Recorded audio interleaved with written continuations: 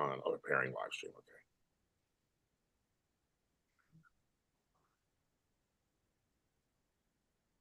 Sure. All right, everybody. Welcome. Yes, we're back. Your favorite foursome. Talking about the Daytime Emmys 2025, the nomination special. Hi. Who am I? I'm James Lott Jr. And I'm here not alone, of course. We're like the Fantastic Four. We come back, but at least our movies aren't bad. The first one at the top, I see I'm going from how my view is. I have Mr. Stately Waggett Manor up there. Jerry is with us. Hi, Jerry. Good afternoon. Or good morning. Well, I mean, for you guys, all you guys are East Coast. I'm the only one back in the West Coast. And she's sitting there with her serious glasses on. I mean, she's serious business. Hi, I'm James. Shut up, James. And I'm here not alone. Of course. I'm talking. We're like the. I love life. It's Candice Mack. Live Hello, TV. everybody. Hello. This is sponsored by Febreze. Oh my God! I'm at my Febreze can with you right now. It's my bathroom. Love Febreze. All right, and of course he's your favorite. You know, you guys all. As soon as I announced this, they're like Walker, Walker, Walker. But you may get a different Walker this year. Yeah, I don't know about the mess. I don't know how messy I'll be. Yes, we'll see. Yeah, we'll see. The day is young. Welcome to the Daytime Emmy special. So if you're new, this is actually a show. We do it. We do the specials, nominations, any Daytime Emmy news is on this program, audio and video. So I make it easy for you. So just go to Daytime Emmy specials, follow, like, subscribe wherever you find it. Like we're on Apple. There's no more Google Podcasts. But yell at me. And other things. They're all on. Just follow them anyway. Spotify, I heard everywhere there. Now, also, I have to say this because it's a Sunday. And no, if you come and think you're tuning into right now, it would be Bold and Beautiful Me Spotlight. That's next week. Next week on the 20th, we'll be back with our soap block, Wide Arm Mini Spotlight, Bold and Beautiful Me Spotlight, and the GH Mini Spotlight. I have so many comments on all those shows. We will talk about them. Candice will be with me, so we'll be talking about them. Woo! Shit and shine. I gotta tell you, these shows are just working me. Good thing or bad? Good stuff or bad stuff? For GH, for me, it's good. YNR and Bold. I'm like, one character looks like he's going to be off the canvas after he's ran his mouth online. I don't know. I mean, that's probably why he did it. But we knew that she wasn't gonna fuck no black man. So, girl, if it ain't white, it ain't right. And Walker started already. I love it. Yes, but not even about the Emmys. Yep, you couldn't do it. You couldn't hold back. Walker started already, and I agree with you completely. I'm gonna say, but that's kind of just like that's yeah. So that's already starting. Why can't I see the chats? You guys are there. Why can't I see you guys? Oh, there you go. I see somebody. Okay. You talk to us in the chat. Say hi. Whatever's going on. You're number one, our Cardosa 25. Don't retract your message. It was something good. They're sad. They were sad because there's no soap block. Oh, yeah. So we'll be back next week. My mother was in the hospital. We had a rush emergency room this week. She is home as of yesterday. And we have a lot going on with that. So that's why I was busy with all of that the last week or so. But we are back today, and we're gonna talk about this, kids. We really are. All right. Oh, but also you gotta check out my buddies over at Dish and Days, my chocolate twin, Tony Moore and the gang, talking about what happened on Days of Our Lives, a show I can't watch anymore. He's just whatever. But he talks about it every week, 10 years. We're talking about it. I'll give it to you. And support Tony Moore, because also on his channel, Lounging with Tony, he has interviews with Homegirl from Beyond the Gates. He has interviews with the Traders. He has interviews from Noah's Ark Cast. He is also a very talented host in his own right, separate and apart from that. And I wouldn't be here if it wasn't for him. So I just want to give him a nice little shout out. We love Tony. Booked and busy. So he has some cabaret shows in LA and everything. So, hi, Deborah. You're under Bean today. Okay, you're under Bean. Janaea. Hello, Lotties. And all my Lotties, I love you. Thanks for all your support this week. I know it's been rough for me. So thank you very, very, very, very much. All right, lady and gentlemen. So folks, as we do this, we give our nomination. I read the nominations. We give everybody's opinions. And we do our actual. It's Rodrigo. Okay, Rodrigo's in the chat. Candy Poo. Hey. I didn't realize it's him because he's under a different name. Hi, Rodrigo. Okay. So, speaking of messy, I love Rodrigo stuff. I follow Rodrigo. You know, I'm always following your stuff all the time on Twitter. And he always fighting with those idiots. Why are you fucking with those? You know those people dumb and crazy. We told you Walker couldn't hold back. Walker, he always arguing with those dumb people. And child, leave them alone. Let them stay in their little slow bus. Next. Oh, Tony's in chat too. I just gave you props, Tony. Tony said, "What y'all talking about?" He looked up what you talking about. You. Yeah, you were talking about you a second ago, and Curtis goes Walker with all these R's after it. I know. I said, we see you. I follow Rodrigo stuff all the time, and I retweet a lot of your stuff. I think I agree with a lot of stuff you say, but yeah, they be fighting you all the time. I don't fight those people anymore. I stopped fighting. He's laughing. I stopped fighting too. But anyway, wait. So what we do is he said why wasn't Beyond the Gates nominated? We're gonna get there too, kids. We're gonna get there too. But I just want to say this is a nomination thing, so we're gonna talk. Who asked that? Tony. Oh, okay. I thought because that was the popular comment. That was one of the popular topics. Yeah, but if you didn't know by now, then you're really slow. So I was like, who in the chat slow like that? But that's Tony starting mess. Okay. Mm-hmm. I love it. Because I know, LOL. Anyway, what I was gonna say is that child. Okay, what I was gonna say is this is funny. This is funny already. The chat and you guys are busting me up. Okay, we're gonna say the nominations, give our opinions, then we do our predictions. Then when we do our actual winner special, we see who wins. And I think each of us have almost kind of won at one time. So we've been You haven't won yet, Candice? No? No. Oh my God, can we check Candice's Wi-Fi before we start? You know what, Screw? I know Tony said that. Hey, Tony, you know what? Don't worry, I'm going to get you back. So yes, the nominations for calendar year, make sure it's very, very clear, calendar year 2024. So that's, for you guys don't know the calendar, that's January 2024 to December 2024. So let's remember that. Beyond the Gates, I have to say this, was not eligible because it didn't start until February 2025. So next year, they'll be part of this. And I know it's throwing people off because normally we're having our Emmys special winner now, because it's July, but actually the Emmys are in October. Ooh, they're a mess. Okay. Airing online, correct? Is that right? Yeah, well, I hadn't heard yet. I heard they were going to announce. Yeah. Did they announce it? Yeah. Okay. No, they announced it. Okay, so airing. It's going to be on. Yeah, it's going to be online. Oh, it's online. Okay, good. Is it going to be because it's black? No, is it going to be on? They had a Connect channel or whatever. What was it like a couple years ago? Mm-hmm. Okay. I think it's Emmy, the Emmy thing, the Emmy website. Emmy.org, EmmyTV.org, and all that jazz. And remember, if you're on Twitter, you don't follow daytime Emmys anymore. Apparently, you follow the Emmys TV. Okay. All right. I don't. That's how it is, Jerry. They now it's different. Now it's like they want to get rid of the daytime Emmys, I guess. They gotta make it. All right, kids. Just move back to daytime.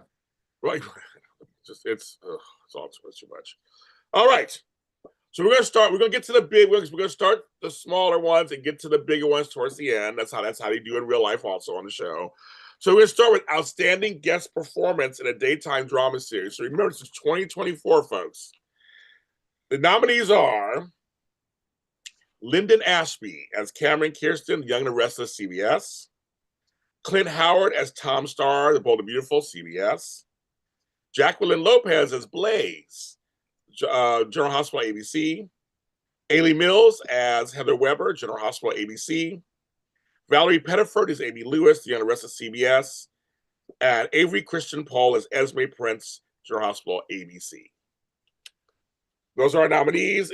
Guest performance. I thought Avery was more of a regular on the show. I don't know, but I know sometimes it's prudent for them to do that instead of doing supporting, whatever. So, kids, what are we thinking? Well, first off, in terms of who's left off, why isn't Colleen Zeng Pinter back on this list? I thought. I mean, I thought that she was a big force behind much of what was good with Wayana during the year. Plus, she's amazing. Um, and yeah, but for the people they have there, I think all the three General Hospital actresses kind of don't really qualify because they were regulars who just may have. I'm not sure what the number of episodes is, but they were big players. I think so they could kind of like cancel each other out. I'm going to go for the one I like, who I would vote for, and I think has a good chance is Clint Howard because he is kind of one of these Hollywood kids who grew up. He's got an interesting look, especially for Bold and the Beautiful. I liked his story. He was pivotal in the story, and he was perfect for the category. Came in for a short period of time, did his gig, and it's over. He's not like a regular who's sneaking into the category. And he's also Ron Howard's brother, so people might want to make good with, the big Hollywood producer. Okay, very good. Like that. Candice, what are you thinking? Why is Allie Mills in this category? Right. So she can have a reunion with Olivia D'Abo. I said that too. I was like, "What would you do with?" We don't have the rights. This is a good category. I agree. Lyndon and Clint are the two faves. Clint Howard is the example of the guest performer, but Lyndon did his thing as Cam. I'm surprised Colleen is not in it. I'm also surprised that oh God, Stephen, I can never say his last name, but the one who played Cass on Another World, who came back. That's her? Yeah. I thought he would probably get it too when he came back as Julie's brother on Days. But at the end of the day, I think Clint Howard might get it. All right. We'll get to next in a second, but that's good. People are picking Clint Howard. People are clicking Lyndon Aspie. They're asking in chat why is Avery in guest? Walker, what are you thinking? I think Avery was in guest because 2024 she was only on for like a month. Oh, okay. Because when Esme died with Spencer, and that was January, right? Yep, that was January. Yeah, so I like a lot of people who are mad that are not nominated because they are not in the whatever. You only have 1 month, so why should she be? I want to say that rant for later. We knew you couldn't do it. I know that. And I'm trying not to cuss it because I don't want to get James demonetized. Allie Mills, you low down dirty B. Why you keep putting yourself in this category? You already won. Let somebody else win. It's the guest. You know, low down dirty B. That's all I gotta say. Yeah. So what I will say is, I saw. Okay, it's a mess of a storyline. It was a complete mess of a storyline on General Hospital. But I know the scenes that Jacqueline Grace Lopez put in. They were pretty good. Her monologue, the whole gay monologue to her mother, against her mother, was good. It was good. So I see, if you go by scenes, it was pretty strong. But other than that, I didn't care about the character. I didn't care about the storyline. I didn't care about that. It was all a mess. Valerie Pettiford did some good work. She came in, did some fine work. So she's got, Avery actually was a strong. Here's the thing about Avery Pohl, and a lot of folks they hate her because she was against the whole Spencer and Trina thing, but she was a great actress. She played her role.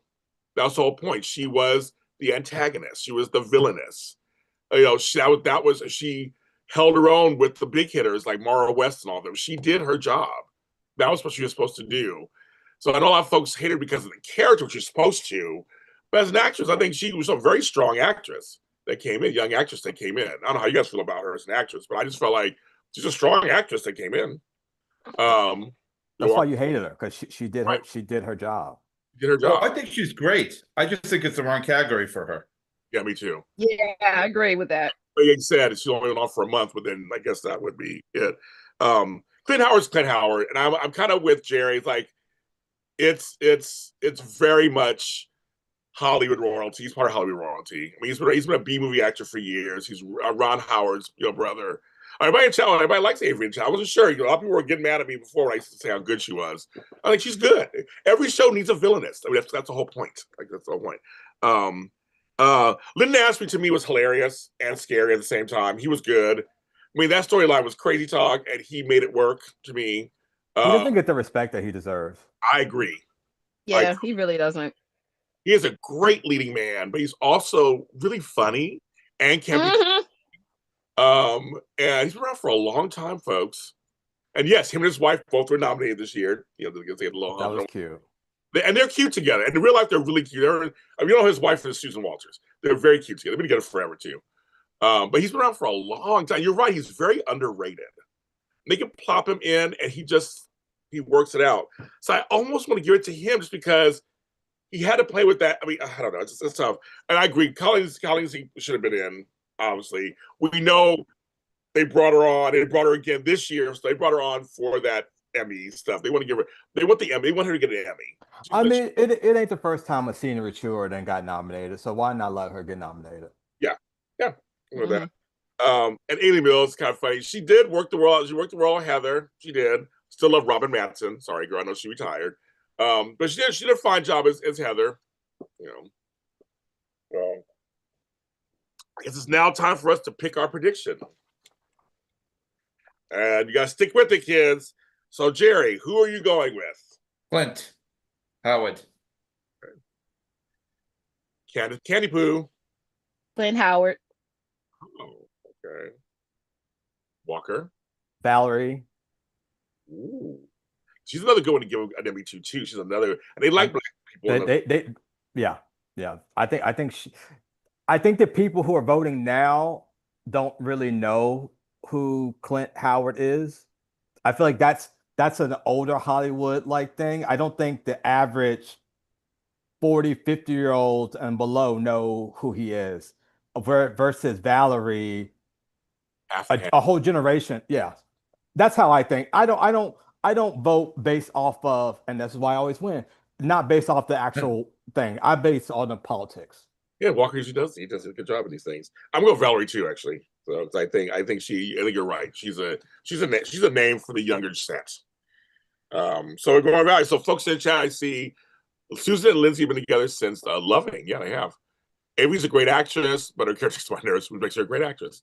Avery Paul was amazing. Avery was good, got a raw deal. Valerie is the bomb. Wait, how times has changed. I know. Because this time last year, y'all weren't saying that kind of nice stuff about Avery. Rodrigo said that. Oh, okay. Well, yeah, he was. I was about to say, I know the general. You liked Avery. Yeah. Rodrigo likes what's right. See, our Cardoso 25, we all agree with you most of the time. So there you go. All right, now there's a new category, and it's called Outstanding Emerging Talent in Daytime Drama Series, which actually I kind of like the name. I actually don't mind the name so much. But there's a couple people in this category. I'm like, they've been around a while. Here we go. Here are the nominees. Olivia Dabo for The Bay. Anna Lynn McCord for Days of Our Lives. Ashley Puzimis for Days of Our Lives. Christian Wiseman for The Bold and the Beautiful. And Lisa Yamada for The Bold and the Beautiful. Kids, what about this emerging talent category? Whoever wants to go first. You can chat. Please tell me what your picks are in the chat.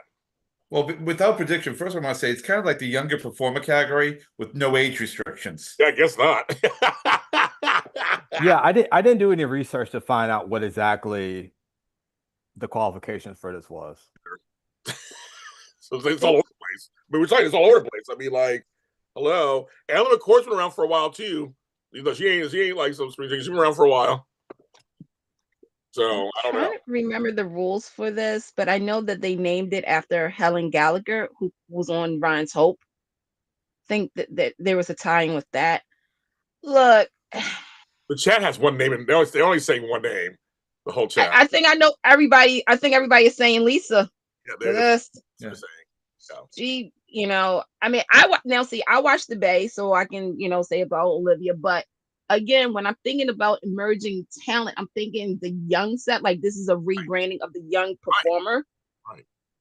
Truth is that ever since COVID, there hasn't been a lot of young performers.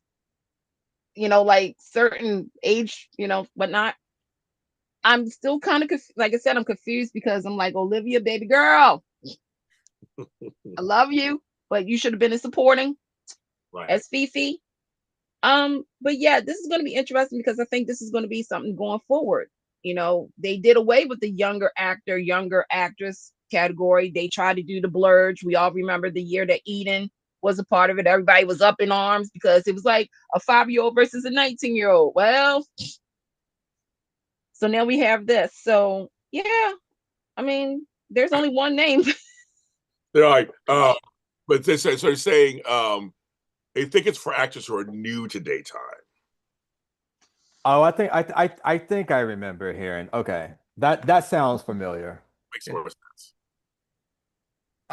I like this category versus the younger. Too. Yeah, I like this. I prefer this.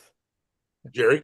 I'm thinking if Olivia D'Abo wins, I was just thinking if anybody ever saw it, where Ruth Gordon was like in her 60s when she won the Best Supporting Actress Emmy, Oscar back in the 60s, and her speech began with, "This is so encouraging."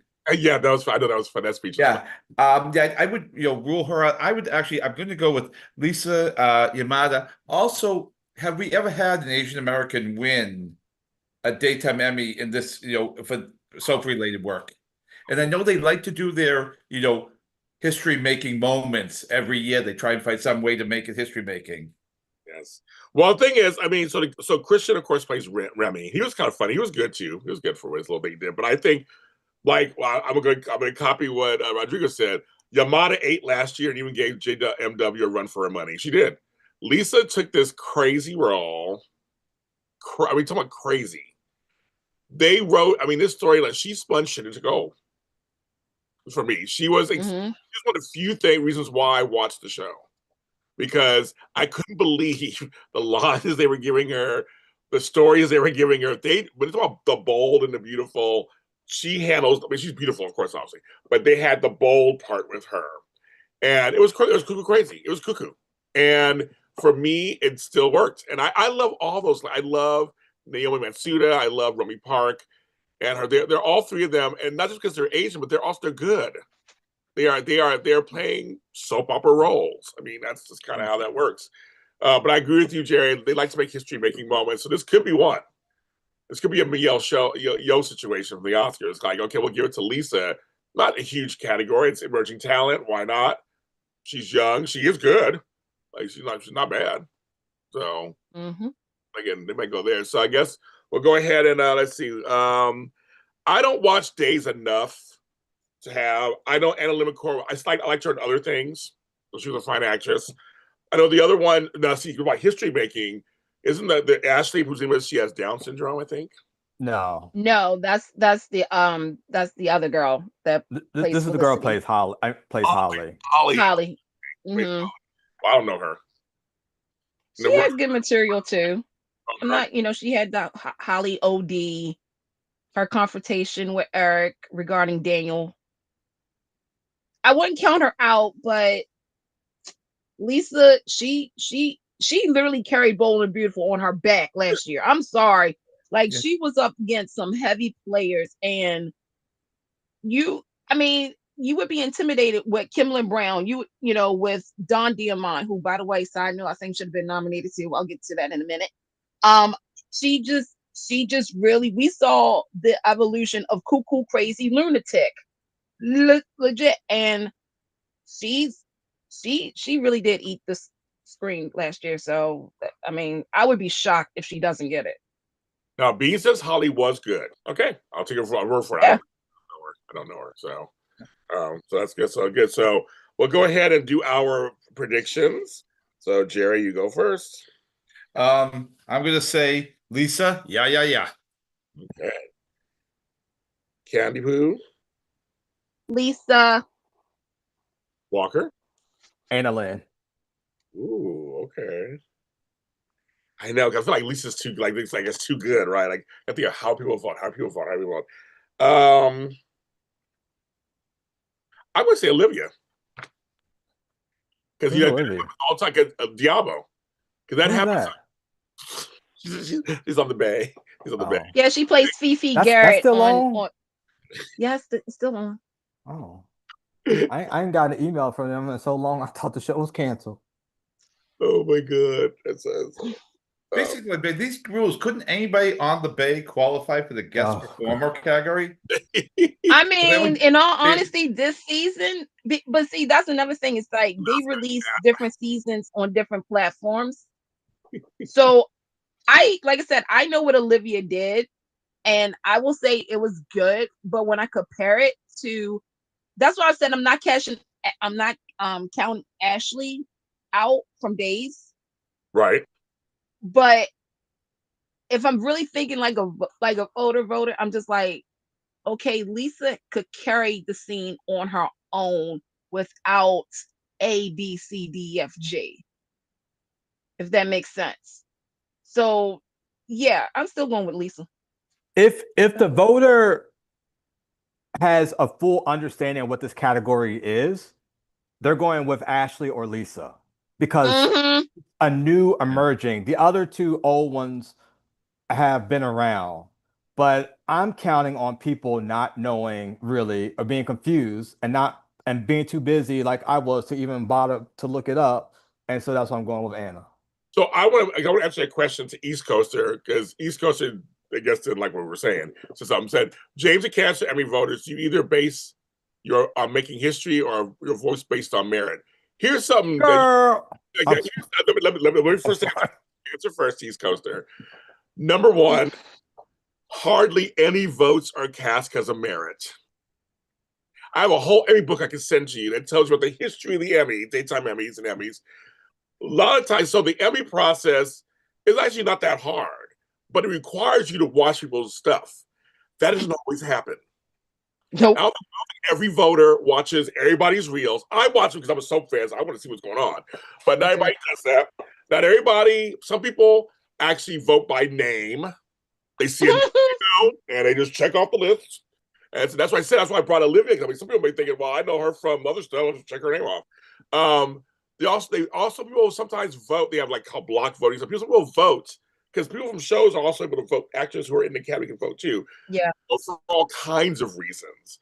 And sometimes history is probably a part of it. I can't answer anybody that listens, but who does actually every single Emmy voter. But it's hardly ever based on just merit. It's hardly ever that. I wish it was because I actually take it seriously. I watch the stuff. Whatever category I'm doing, I did the music category for the Children and Family Emmys a couple years ago. I actually watched the videos. I'd heard the songs, but the Emmy rules say all you got to do is watch a certain amount of minutes, and then you can vote.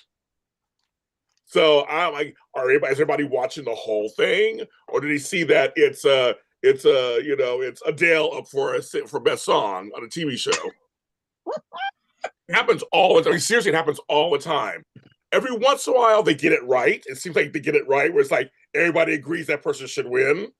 But I mean, however, and there are times when you'll see I remember the lead actress category once there was 8 nominees once. That was crazy. But just they did it for whatever reason. It did it. So I don't know. I watch them. I try to be very safe and true and watch whatever I'm supposed to watch and vote honestly. But I like what Walker said. A lot of folks don't. They just don't. I have a whole book on that, how the whole voting stuff. And Jerry's been in business a long time. He knows all this stuff too. I don't need a book. When I had 2 years in a row, a soap opera actor who's on one of the 4 shows now say, "Hey, do my Emmy voting because you watch the soaps." I knew the thing was bullshit. Mm-hmm. Right. So that's the problem. It's just that it's not and here's the thing. I should say this also. I don't they damn to be watching me. Just they said they've been trying to massage the rules and stuff and make it better. And maybe in some cases they have. I don't know. But they said they're always trying to because they had a whole Emmy debacle a few years ago too. They're all trying to make it a much more whatever. So kumbaya type of thing where everybody has to follow the rules and you can't say nothing. When you're in your own, if you're at home on a computer like I am, who knows what you're thinking, what you're doing, and is it your friends you want to win? Do they really deserve to win, or because it's your friend, you feel you can't vote against them. You know what I mean? It's all kind of stuff that goes into this. But I try to be really true about it myself to answer your question. I do too, and I know that some people, like you said, they don't watch the whole reels because, again, who really wants to sit and watch all of that? Right. I'm like you, James. I take it serious and everything. I did joke and I said if anybody wants to pay me under the table. But I mean, I'm going to say this too. I don't know if some people do that or not. I'm not that type of person. I wouldn't do that. But yeah, I think it's an a couple of Oscar. factors. We're not asking. Well, even money You know, for daytime Emmys. even if you Look, watch the whole show, as soon as you said Oscar, I was like, but even if you watch the whole show, a lot of people you're watching it completely out of context with the whole year.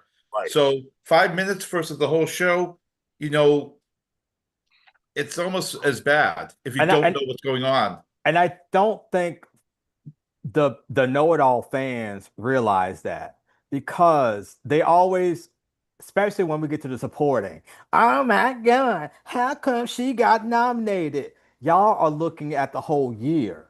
It's not about the year. All you need is a good tape. You need your good 5 to 10 minutes, and boom, anyone can get it.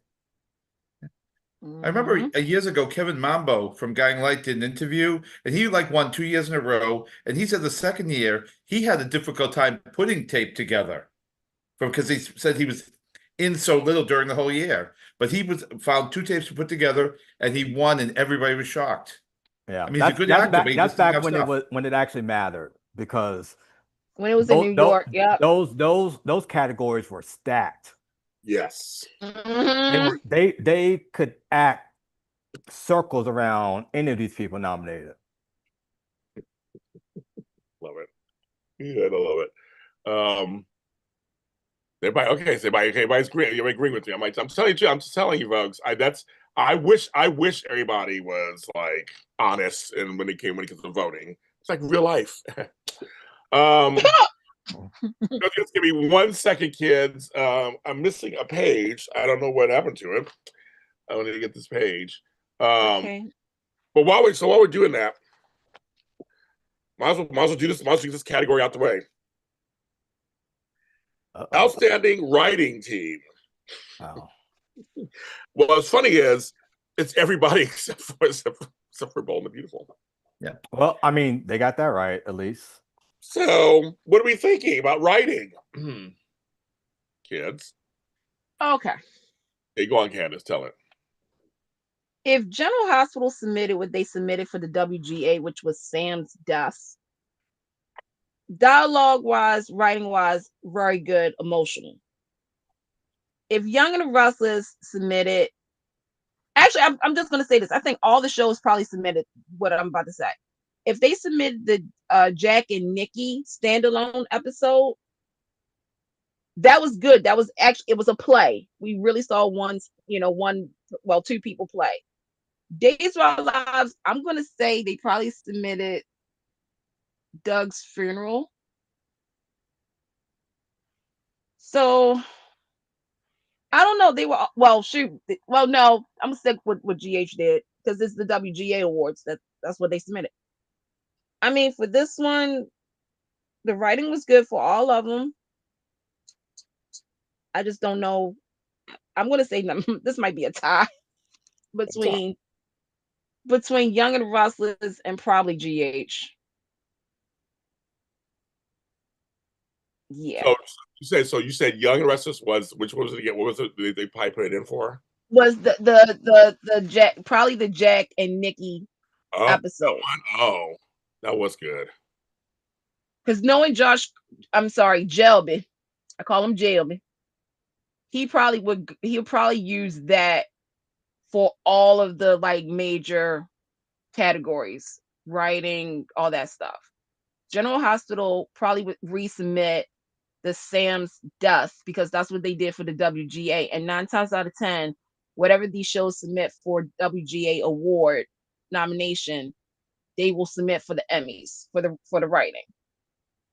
And Days, I mean, I would be shocked if they didn't submit the Doug stuff, but at the same time, also the Xander and oh God, what's that baby's name? That wedding Okay. when everybody found out about Serena.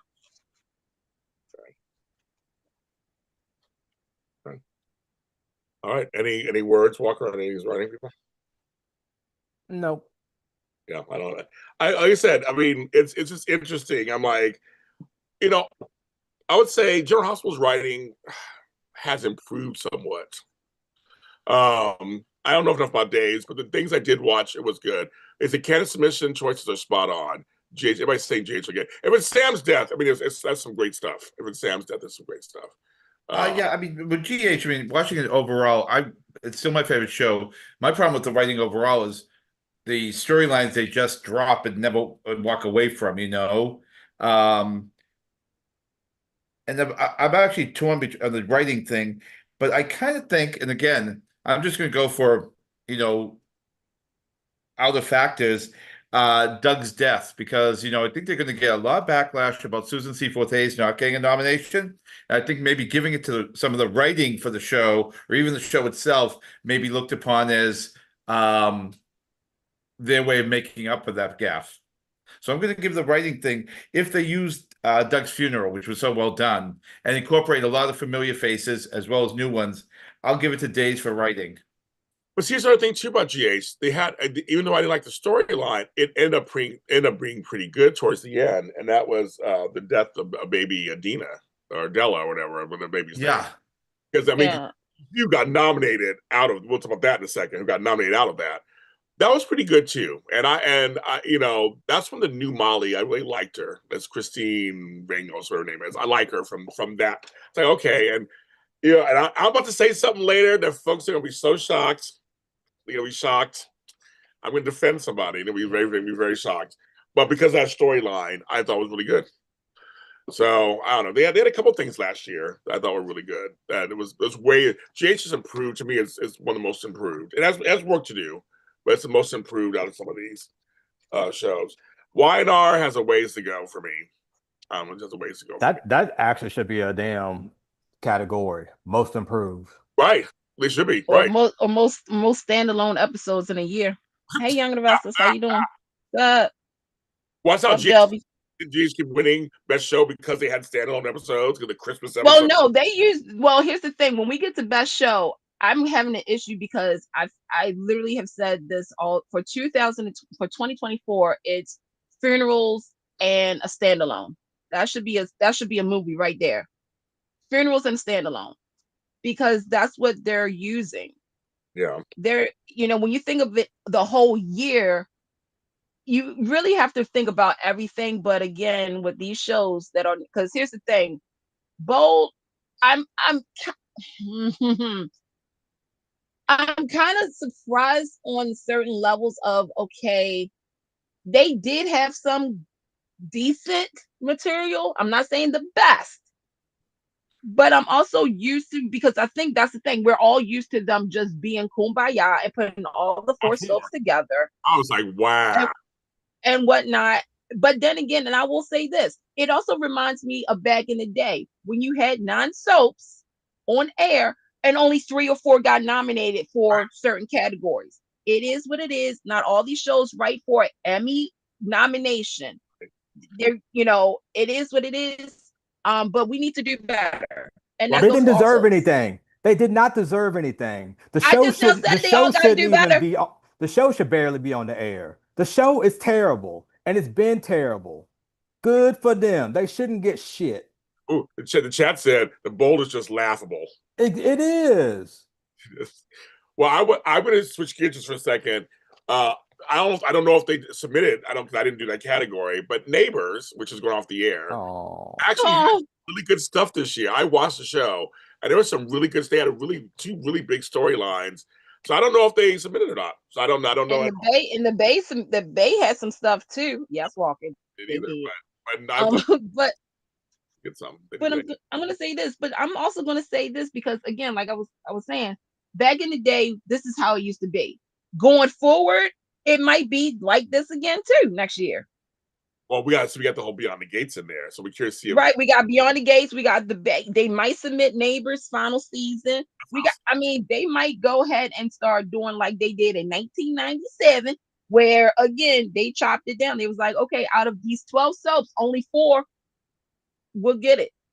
I just want to know, is this going to be the wake up call for Brad Bell to be like, okay, because he loves his awards, because they write the show based on to get nominations. So is this going to be the thing that wakes him up and be like, oh, my show is not really good, let's like hone in? Also, or is this going to be just like, oh well, business as usual? well, the same thing could be said for Josh Griffin, because for Jelby, I keep calling him Jelby, he always uses the standalone episodes. Like, I'm sorry, last year it was but he still get nominated. He still get nominated, but is it because again, if you take away the standalone episodes, explain to me what happened last year that was decent. Not the standalones, decent story. Like, that's my issue with General Hospital as well. I don't have a problem with standalones. I think you make you do what you tell a story. You're still telling a story. I think it's actually forward thinking. It's something outside the box. I'd rather have standalone. God Light wanted me to call y'all. Hold on. And it wasn't. Theirs wasn't good. Their Inside the Lights was good. It was something different. But when you constantly, but the thing is that with Young and the Restless, Josh Griffin writes this show, and I've been very vocal about it, and I like Young and the Restless, but he writes it like a novel, like one of those mystery novels, and then he has a whole chapter of the who, what, when, and why. I am to a point now, and this is because he's figured out what I like to call the Jill Phelps formula, where it's like your whole year sucks. It could suck. But again, your 2 episodes, if it's the most talked about episodes, and again, the Jack and Nikki storyline, that episode made history. First and foremost, it was the first time that only 2 actors were showcased, and it got much praise. Of course, you're going to use that versus something else. Like, I don't know. Walker started it.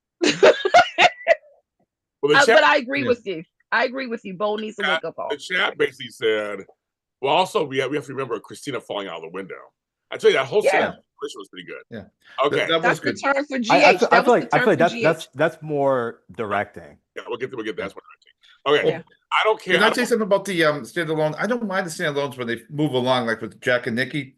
I just hate when it gets nominated when the standalone is something to take something completely out of context, like when General Hospital did their Christmas Carol episode. Yeah. Or when they did the one with the women's rights thing. Yeah, the suffragette episode. Yeah. But if the standalone is the culmination of a major storyline, I'm okay with the being singled out. Simon Stewart says, my problem with standalone episodes is that it doesn't move story along. The chat said, I don't even think Bad Bell cares. He owns the show and CBS lets him do what he wants. Somebody else says, I would take Wine over Bold. Bold insults my intelligence. Bold was trash in 2024. GH for the win. Somebody in chat, I have to say allegedly, because I don't know this for a fact, but they're claiming they know that the Bay and neighbors submitted in writing and their submissions were terrible. Allegedly. I don't know. I can't confirm or deny that. So guys, be careful, because I'm on to you. I'm on live. I gotta be careful when I say stuff. So I don't, but this person claims they do know this and they did submit.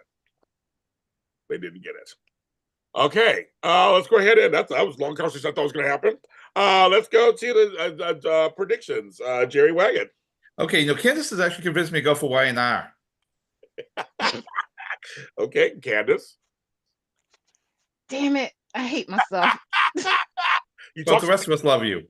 Because again, if they submitted Sam's death and against Days' death, 2 funerals and standalone, so I guess I will give it to God darn it, Joby. All right, Josh, I'm giving it to you. Walker. Dave. I would say Days too. I think this is a funeral. Something's telling me. Because I think when somebody said something about the whole Susan, we'll get to the Susan thing later, of course. But I think because if they submitted the card, because like I said, Days had 2 things that they could really sink their teeth in: the funeral, Doug's funeral, or the hit and run of Sarah. I mean, clearly, they had some type of story that was so captivating that they got those actor nominations. Right. Right. So that had to come from something. Yeah. Because Dave's got a And lot of also, and I do want to point this out for Days fans. Their submission for writing was only from May to December because the first half of the year was the writer's strike material. right. Yes. Also said don't forget Bobby's death. She was last year. Yeah, I know. We know. We'll get it.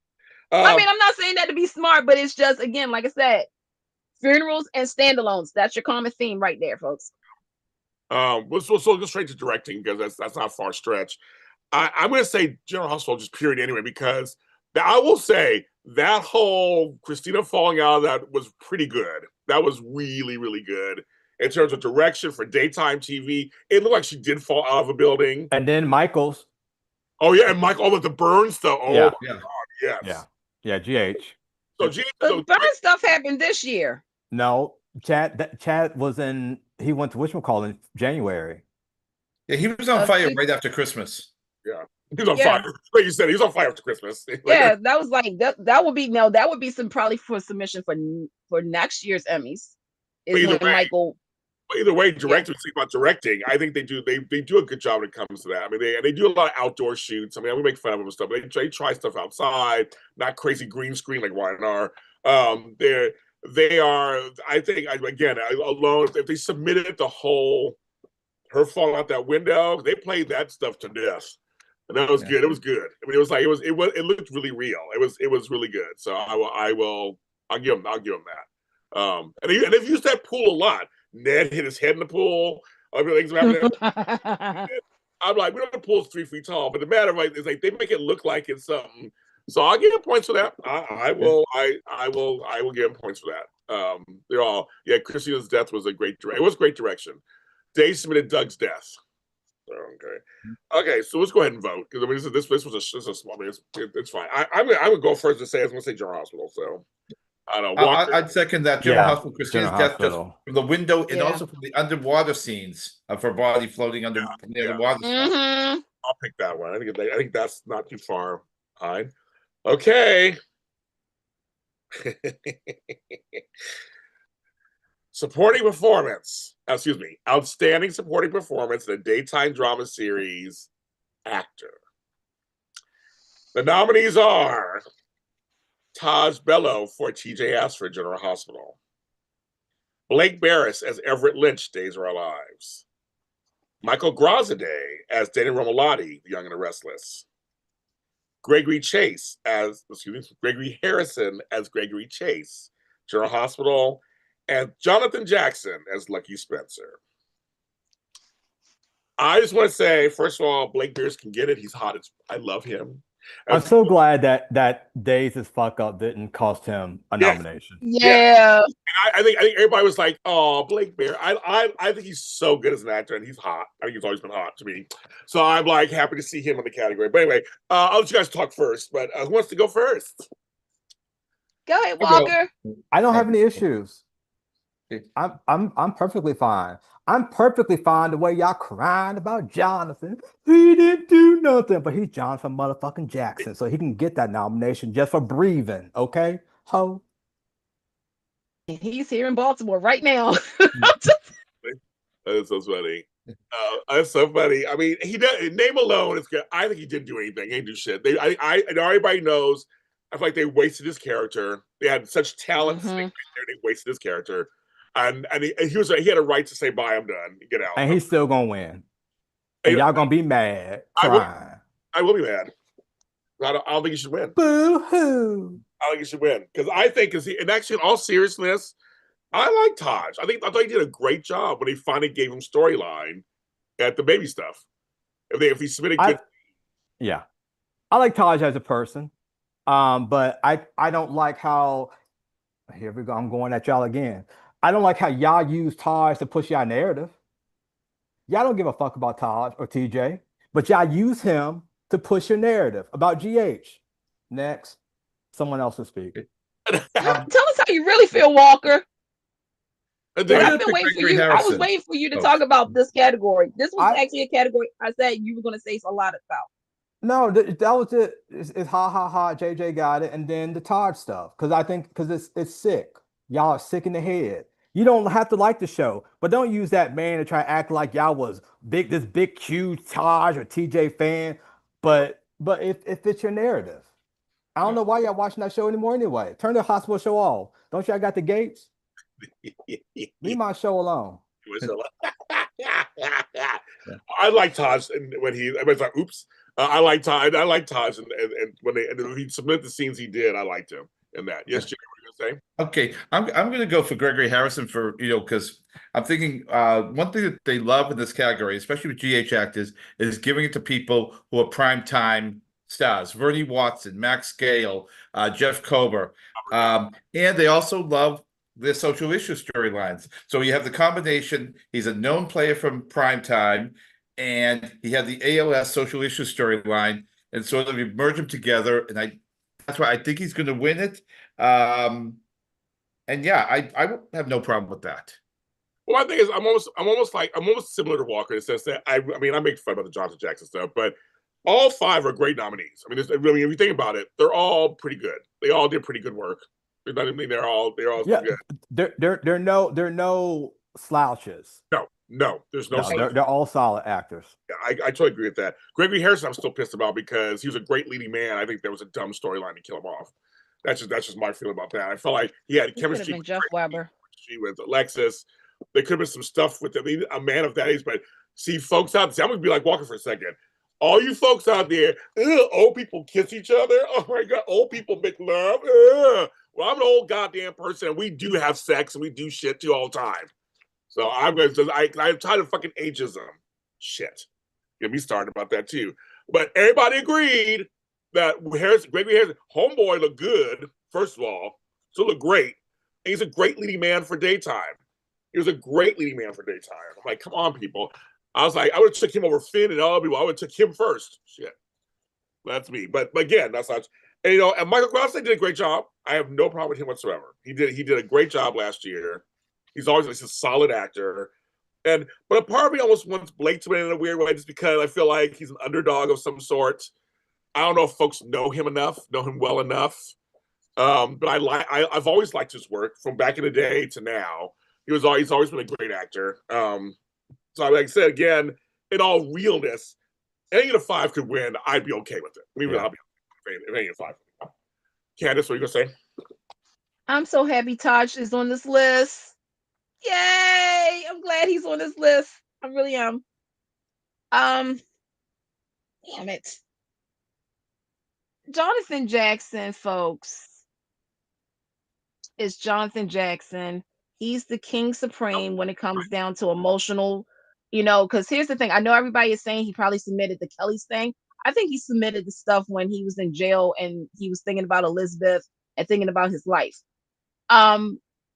With Gregory, I agree. I still think he should have been Jeff Weber, but that's another story for another day.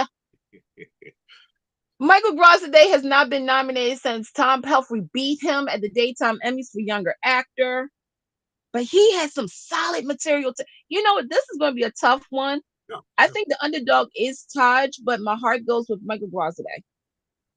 I think the underdog is Blake.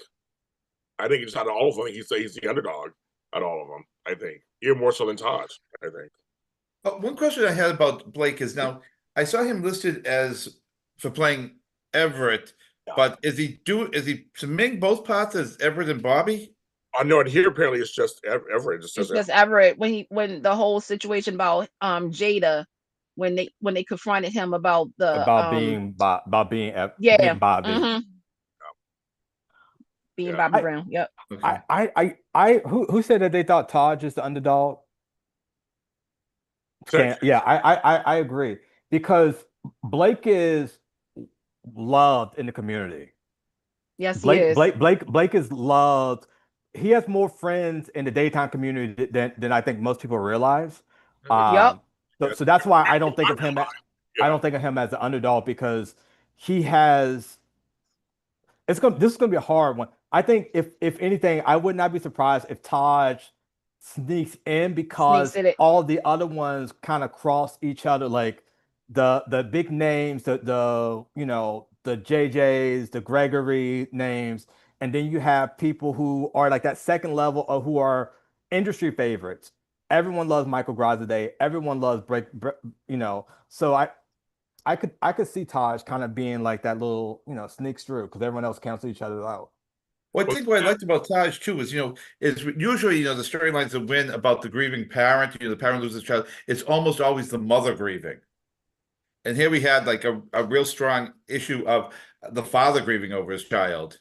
And I think that it was, and he did a really good job both for the grieving parent and the dissolution of his marriage. So he definitely did great work. Finally, they gave him something worth doing. I agree with that. I'm going to chat or say Gregory Harrison. Just I guess. So that storyline with Blake They like health storyline. They do like health storylines. We're not gonna lie, especially if a character is dying, they love that kind of stuff. Yeah, they do. But it's becoming a pattern now. And that's why I'm going with, again, we have somebody who came back who was embarrassed to be back home, who wanted to correct certain things, somebody who lost their wife and was also dealing with their mother being cuckoo for Cocoa Puffs. You have somebody who was trying to be there for their kids while he's dying. Then you have somebody who's confronting a lie about DID. And then you have somebody who didn't really have a strong POV regarding his own child in the sense of Molly and Christina. Taj is the underdog. Like this is giving me, what was that baby's name? Roman Flynn. Because a lot of people didn't think Rome was going to win that year. And he pulled it off. So yeah, Taj is he may win it, but Michael Grosade may get it. Rodrigo brings up a point. GH has owned this category for years. Robert Gossett got it twice in a row. Max Gale, like you said, Max Gale, they all keep winning this category. So it's okay. We're gonna do our prediction. I really don't know which one to pick at this point. I'm like, now you brought up that Blake has more friends in the business, even maybe more than I thought he had. I guess I don't know. I mean, shit. I don't even know what to. Okay, Gerry, who are you gonna pick? I'm gonna Gregory Harrison. Okay, Candice. I'm still gonna stick with Michael Grosade. Walker arm. My heart is with JJ, but I'm going with Taj. Wow, I don't know who am I gonna pick. I really think, actually, God, I want to say Taj so bad, but I'm gonna try to be reasonable. You know what? Okay, I'm gonna change it. I'm gonna go to Taj. I'm gonna change it. Okay. And I'm gonna say Gregory actually, because I feel like GH does own this category. And they like those kind of storylines. And he was good in it. But if JJ wins, I won't be surprised. If Michael wins, I'm not going to be surprised. I'll be happy for him.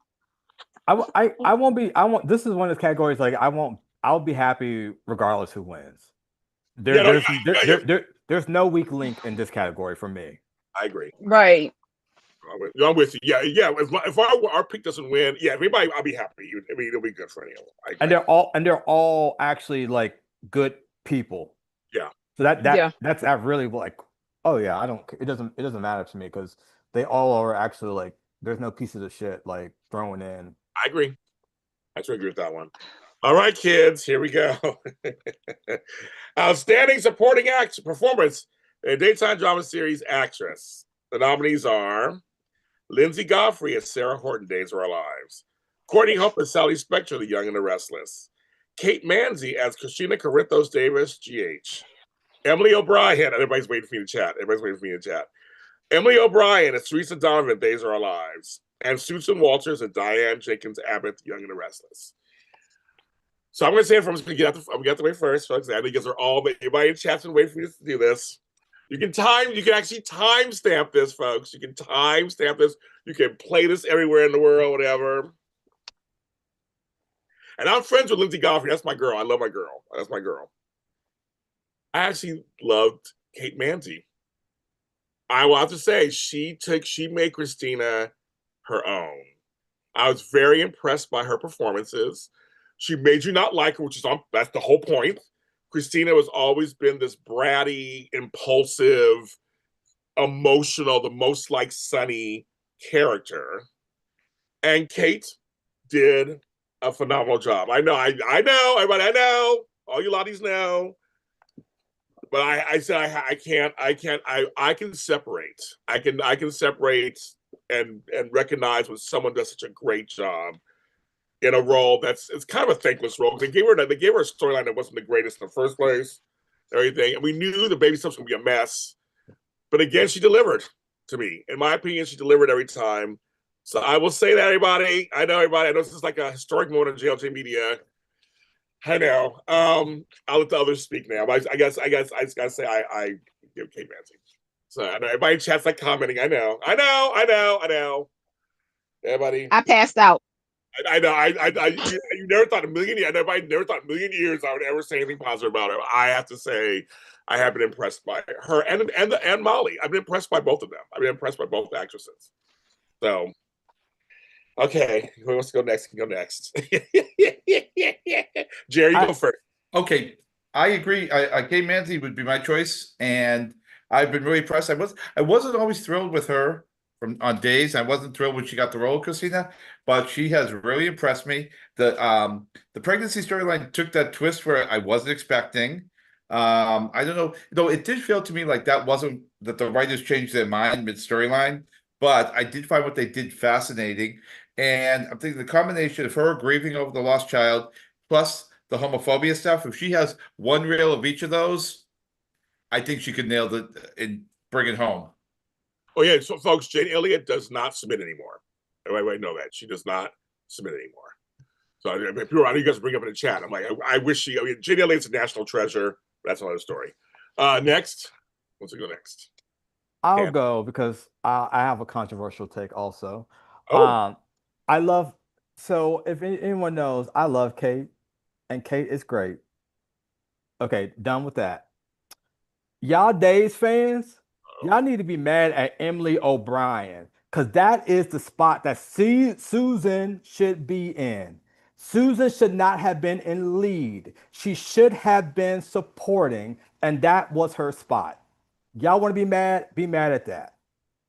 Actually, I agree. No, I agree with that. So, folks, because I was going to bring this up in the lead category, so we'll talk about it again there. But I think she should support. She should have done supporting. I know it was a leap of faith to go and do the lead, but she should have done supporting, and I think she would have won. That would have been her spot for days. Like it would have been hers, and in a story. I agree with that. Actually, I agree with you on that. Candice, I'm happy that Lindsay got it because I've been pushing for her to get a nomination. I think she's amazing. She got screwed over at Bolt, but her work as Sarah last year, that hit and run, which was a personal, I can't even imagine. And I'm so glad Days did talk to her. It's been a decade since her accident, but Sarah's storyline was so good last year. There's some people on this list that I was like kind of confused why they wasn't there, like Romy Park. Why is she on here? Who? Yeah, like who? Diane. Why is she on here? Oh, yeah. Okay. I love her as a person. I love her, and I think because here's the thing, I think she did some good work as well, especially with confronting Jack after the whole, him being overdosed and the stuff with Kyle. When Diane and Kyle talked about, I'm sorry that I was gone from your life for 20 years. I'm sorry, but I've seen how the man you've become. That's great. But I will say again, for Bold and Beautiful, I know it wasn't the best show, but I was like, where's Naomi at? Where's Romy at? Where's Kimberly Brown at? They was pretty good last year. With that being said. Okay. So I'm agreeing. Well, also in the girl that plays Molly on GH. To me, she should have got something too. I agree. And Rebecca Herbst. Because of the Finn stuff. It only takes 2 episodes, man. I know, 2 scenes. 2 scenes. I love her. I mean, if Sharon Case could get nominated, then why can't Rebecca? portion of the show is now being brought to you by Febreze. Right? just therapeutics. Just smell the freshness. Oh God. I can't even top that. Yeah, Kristen Vaganos. I love her as Molly. So I'm like, yes, and if I agree with you, she's for if she was nominated for supporting actress, she would have won. The person I found missing was Tabyana Ali, especially for all the stuff after Spencer's death. I thought she was very painful. It worked really well. Oh, okay. Okay. That's interesting. Courtney Hope, I don't know why she's on. Why is she on, folks? I mean, Courtney. You know, sometimes when you win, you kind of get that like itch. You got that spot, especially for Y&R. When you win, and then like the next year, you kind of get that because that's like Christian LeBlanc, like that's how they do. Yeah. So that's her, hangover winner hangover spot. Yeah. She didn't earn it, that's for sure. Yeah, like that, not last year. I mean, I like her. No, it's not last year. I mean, she had some good stuff when confronting Adam about Chelsea and the baby. I mean, she shouldn't have won last year, but that's a whole nother story too. Oh my God, I didn't mind her. But Lindsay, I said, it's my girl. I've been friends with her for years, and she always does great work anyway. She's been nominated so many times, but she doesn't really win. I usually win. So, but again, I'm gonna, as we go into our predictions or whatever, I'm gonna say Kate, and I never thought in a million years I'd say that in my entire life. I'm gonna say Kate. You always have to remember, this is the category that's always the fuckery. It's always the shocker. Yep. So it's the one that you least expected is the one to win. And because all y'all online hate Kate, that's who I'm hitching my wagon to. I know. So you picking Kate Austin Walker? Absolutely. I'm picking, and I do. I'm not a fan of hers. I'm picking her. I think she did a really good job, and she has. I can totally say that without any irony. I think she's done a great job as Christina. I really do. I think she has done it. Candice, what are you thinking? Lindsay. Okay. And Gerry. Kate. But we're gonna keep a caveat to this. Walker and Candice are right. It could be Susan Walters. It could be Emily O'Brien. It's too much hype. This is too much hype on Kate. Yeah. Negative hype. It's not positive hype. It's a I mean, but everybody is saying Kate's name like Kate is the strong. You mean with us, or do you mean online? Oh, with us. Oh, yeah. Because I was I have not seen that's a whole different story. Yeah, that's a whole different storyline. One positive thing about it, which is why it makes me want to double down, triple down, quadruple down. And we're petty. We're petty in this group. I'm totally petty. Mm-hmm. That's what I'm saying. For me to say this is a big deal for me. So. But to me, the truth's the truth. We tell the truth, shame the devil. That's what we do on here. Give me a second. Something else my thing is missing. Well, I'm looking up something really quick. People, if Emily was playing Gwen, she would win. That's what Ricardo says. But why was she even nominated for Teresa? That was Sue. I don't know who over at Days told that woman.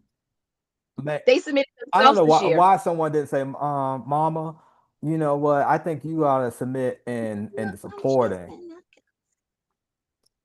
Well, she would have got it. Yeah, I know she would have got it. I'm not agreeing completely. I mean, again, we said earlier, there are certain rules. Just Emmy rules. Okay. If Susan had submitted there, she would have got it. I think she would have won. That should easily would have won. Would she have gotten it? Okay, I'm going to be okay. This is the thing that I said earlier. For supporting, I do. I agree. The fact is that the act. Okay, so this year the executives did not help with the reels. It was more so the actors submitting their reels and placing them in the categories that they felt comfortable in. It was confirmed that they submitted Susan for lead actress because what it is. Days doesn't have lead actresses.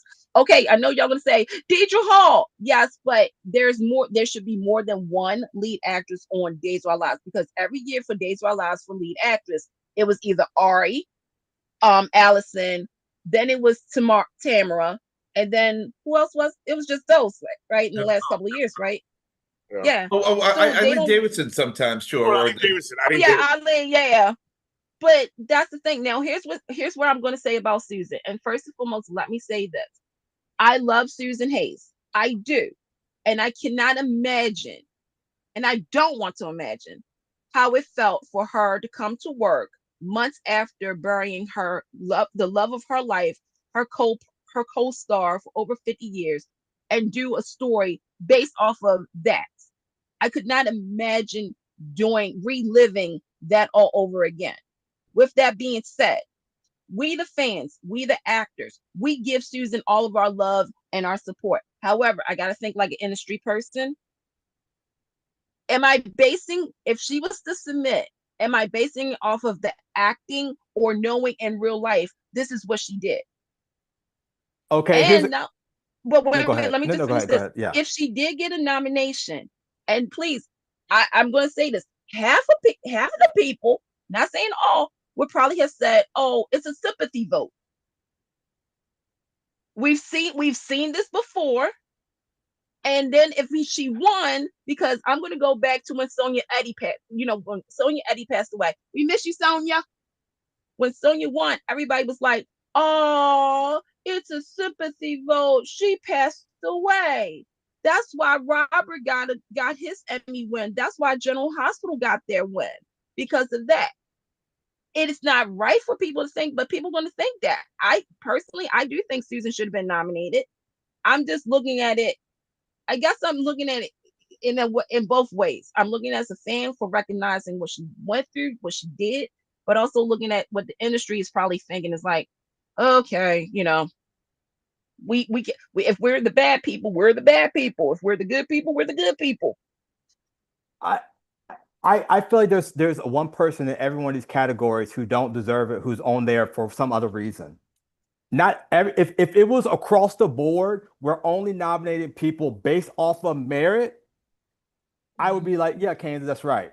But that we know damn well that half these nominations are not based off of, so like that to me, that argument is like if everyone else can do it, why can't she be nominated?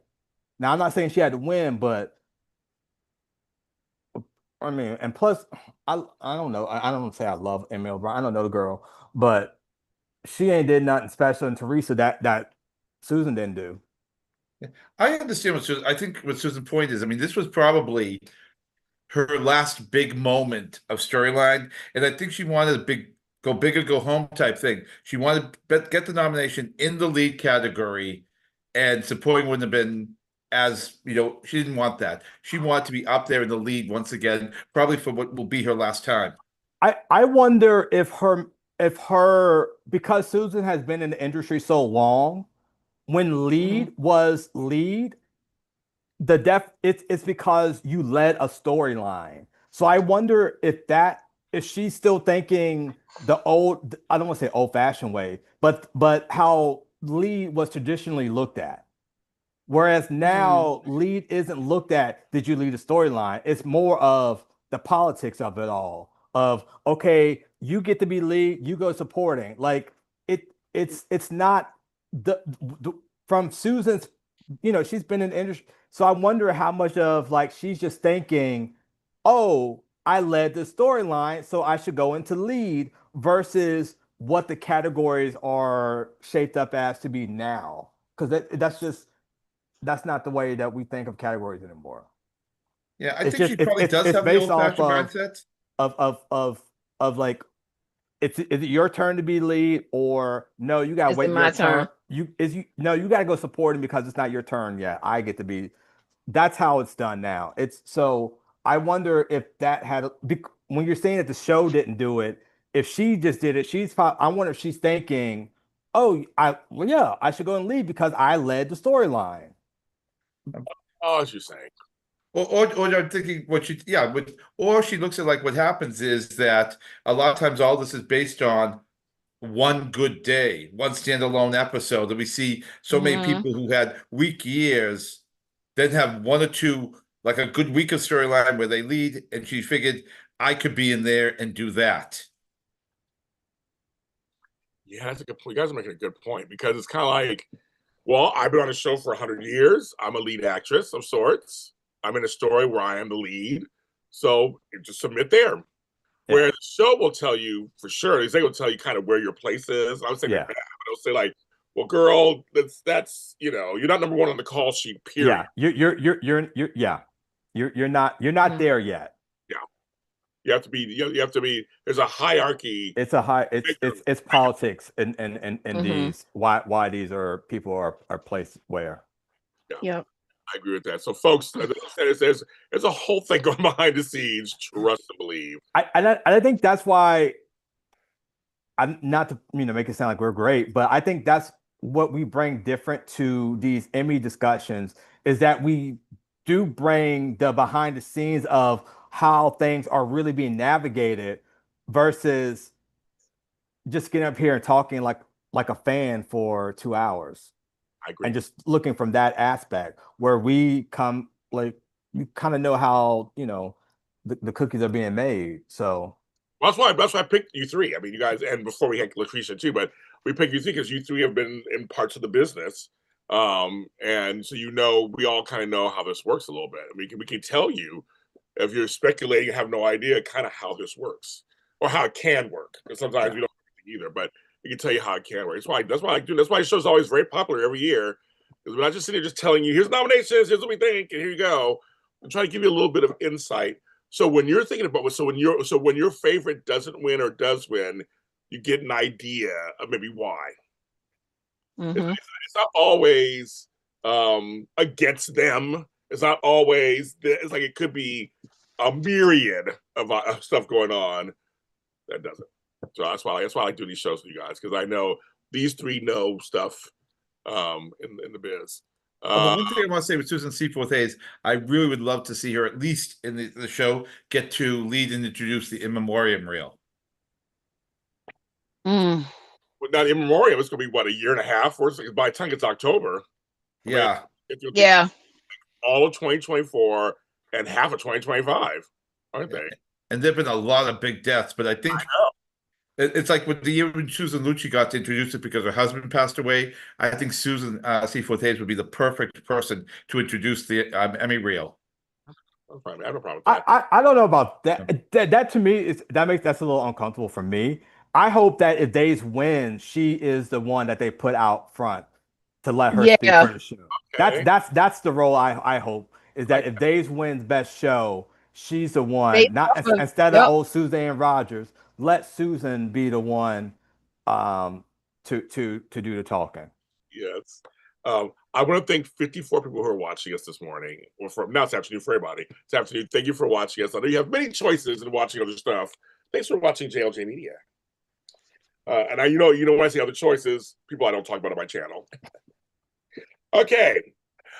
Shady Sunday. We don't say certain names on this channel. I won't. Okay.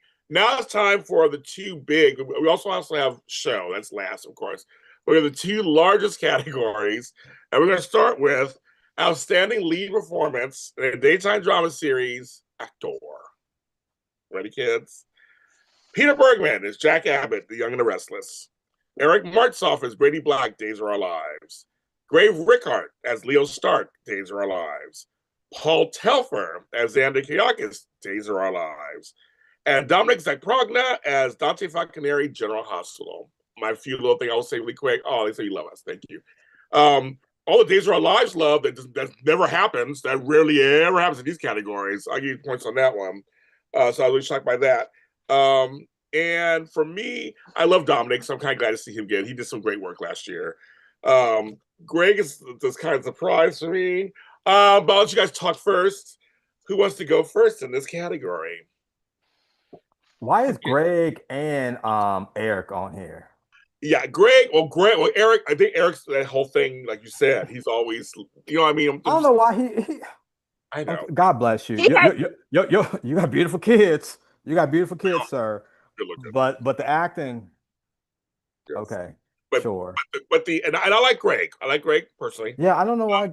But lead, I want to see I need to see the calculations for this category for the men's because something's off. Like Right. All the other shows, no Maurice, no Steve, no Right. Eric, no John, no Thor, Right. Eric and Greg.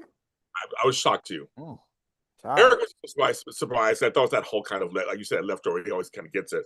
But Greg, Leo Stark's a great character, love him and everything. Supporting, yes. But I'm like, lead? But Paul Telfer, I like Paul. So I'm very happy. Consistent. Yeah, he's the only one on there that deserved it. Yes. Yeah, great year. I mean, a lot of powerful stuff. Yeah, had a great year. Leo's supporting character. Yeah, I'm like, Leo's not a lead. Leo's also funny, and they don't like to reward humor. No, they don't. Have they given it to anybody who was funny since Dorothy Lyman back 42 years ago? Wow, oh my God, you're right. But she was Opal back. Wow, I don't think so. Anybody funny? Oh, you know what? He gonna win. Oh, he is? He gonna win. Why do you say that? Because everybody loves Greg Ricard. We do. We all love him. And he has that new show out too right now. And he has Y&R. He has the Days Block, and everyone who's met and who's passed through those shows in between. No, he's won before, right? For supporting. Or it's Kevin. For supporting, yeah. Why not? Yeah. I think people are going to look and see his name and be shocked and be like, his submission was pretty good too, because he submitted when he held the baby, went from the baby switch, and also him and Judy Chapman. That right there, that's a win right there. Oh no, I like him as an actor. I love him as an actor. I'm just thinking, but is it lead? Like I'm just shocked that it was lead. I was like, lead? Hey. Now see, Dominic to me is a quietly consistent actor. He always shows up. He does his job. He's never huge or small. Like to me, he's like in the middle. He had some great work last year. He's had a lot of great work these last couple of years. And I always felt like they didn't know what to do with him sometimes. I always felt like, because he's more than Sonny, just Sonny's son. But then they put him with Sam, which I wasn't that excited about. But then but stuff started happening there. He's connected to everybody on the show. I'm happy to see him. Right. Me too. He has not been as dynamic as he was his first run. Right, I agree. He is not. He's not as dynamic as he used to be, and I don't know if it's just boredom or what, but he's just not. When Dom first came on, up to his fire, he was dynamic. He has not been since his last two little returns. Now Peter Berg, but I'm glad to see him there. Now Candice, that's her father. She loves her some Peter. Peter. No, my thing. I do this show every weekend. Every Sunday we do our Wine Spotlight, and I always say, I mean, he's Peter Bergman. He's Peter Bergman. I mean, he's somebody who, when he starts to cry in a scene, I cry with him. When he gets angry, he's consistent, and I'm sure him and Nikki stuff was good. Him and the Diane stuff was good. Him and the Tracy and he's good with everybody, but he's Peter Bergman. Like I always feel like you were saying about Jonathan Jackson. It's kind of like he doesn't always win either. He doesn't always win. He has a few under his belt. He doesn't always win, but he always gets nominated. So he's a cheat code. Yeah, he's a cheat code. Like it's like if Maurice was there, you'd be like, oh yes, well it's Maurice. Well, that's just like Eric, like with Young and the Restless. They only have 4 people, and I'm sorry, the only 4 people that they have to nominate for lead is Peter, Eric, give or take, depending on the material, Jason Thompson, Mark Grossman. That's your 4. But are they allowed Mark to be in the league yet? Well, yeah, one time. Oh, they did. Well, I think so. One time. I think he was important, but well, he might have been there too. I don't know, but that's your anyway. Back to what we stopped at, Walker. But the thing is Peter Bergman is the Humphrey Bogart of daytime. You're right. He can do no wrong. Yeah. And I love Peter. Y'all know I do. Like you do. It's Peter Bergman. Got enough. And yeah, but he's a staple. He is a staple of this, just like when Once Upon a Time, Bryton James was the staple of supporting actor category. Yeah. All these years they still ain't let him go up. They haven't. I know. They could have, but he felt comfortable. And Mark was nominated for supporting. They don't like him like that to be in the league. Okay, well I'm sorry, my bad. Sorry, y'all. But I'm going to go with Peter Bergman too, because first off, Candice loves him, but everybody seems to love him. Love him. Yeah, and I mean, I think some people will see him on the list and no matter what they watch, they're just going to say he's going to win. He's And I consistent. kind of think you said Humphrey Bogart. I'm also thinking like the Meryl Streep of these awards, where it's like, okay, we can't give it to every year, but it's been so many years since he's won, and here we have a chance within. One of the powerhouse scenes of the year was his with Nikki, and let's give it to him. He certainly earned that, and just in that one day alone. The chat, People want to give it to him. the chat is like Peter, Dominic, they're going back and forth. So they're all. Oh, he ain't won in 20 years. Yeah, he was like Yeah. when Michelle Stafford last year. She had one in 20 years. Then she got it last year. Mm-hmm. So it's one of those things where it's like, yeah, there you go. But here's the thing about Eric Motzoff. Gerry's right about that. Go ahead. I was gonna say, but here's the thing: don't cut Eric Motzoff off because he had some good material too last year with the hit and run, He has a lead and actor. he's just starting to become a staple of that category for days. Yeah. With Greg, again, you roll the dice and see where it lands. It works. It worked. Works. I mean, yeah, if he went in supporting, yeah, people would have probably said something about that too. But he's making a wave by being lead. Yes. With Paul, look, I was pushing for him. I thought he was going to go in supporting. I was so happy to see his name on lead because again, Days of Our Lives with him and Lindsay, I've noticed they're really making them the faces of that show. They are. Yeah. And I'm not mad at that. Nope, me either. Dominic, he's been in the game. Look, I remember Edgemont. Baby should have been nominated for that for a certain storyline. Yes. But I think this last year they were trying to figure out his placement. If he's supporting or is he lead? And again, with General Hospital, it's always been either Tony Geary, right, Maurice Bernard, and sometimes Maurice doesn't submit. Right. Or and Steve Dominic, or well, and also you saw who didn't submit either. You also saw who didn't get it either. Karen Matheson didn't get it either. I'm sorry, you said Steve Burton. I'm sorry for lead. I'm sorry. I choked. I choked for a second. Steve, I think Stephen Cameron should be over Eric and Greg. I would agree with you on that too. I think they would have been better off as supporting, but that's just me. Oh, and by the way, Rick Hurst, where were you? Rick, where were you? But was he on enough? I mean, I guess he was on enough. Yeah, he was enough. He could have been. He could have been supporting. Yeah, well, I love Rick. I love Rick. Yeah, he came on right after the baby died, and then he was, yeah. I love Rick, so yeah, I love Rick Hurst. Well, apparently the people don't. I do. I do, and that's what matters. I love Rick Hurst. Okay, well, Candice Love will keep you warm at night when that Emmy came. No one say. I would say I like Rick Hurst. I think he's a national treasure. Also, I think you can pair him with anybody, and he knows how to do comedy and drama, and he's good. And I think bringing him back on and keeping him for a while is one of the smartest things they've done. When it comes to the male side of stuff, we need a guy who's kind of an anti-hero. He's a lawyer, so he's like because Michael E. Knight is they're playing too much comedy with him. That's comedy, but not in the right way. Not the right way. I mean, he's a 3-time Emmy winner. They're squandering him over there. And all the other men are just wimps. I mean, it's like who would you nominate? Cody? They don't know how to write for them. Now next year, I'm gonna say it right now. Rory Gibbs. Oh yeah, he's gonna get it. Oh yeah. Just saying. Roy Gibson's gonna get it for it. Well, probably supporting actor first. I'm gonna give him lead actor. I don't know. If they give him lead, I will pass out. I would die too if they did. But he's doing great work. But I'm saying, I don't know.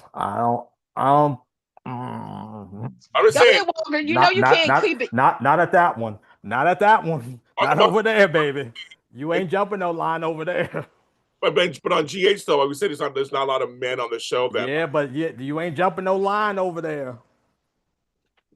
Jump I'm telling y'all what I know about that set. You ain't jumping no line over there.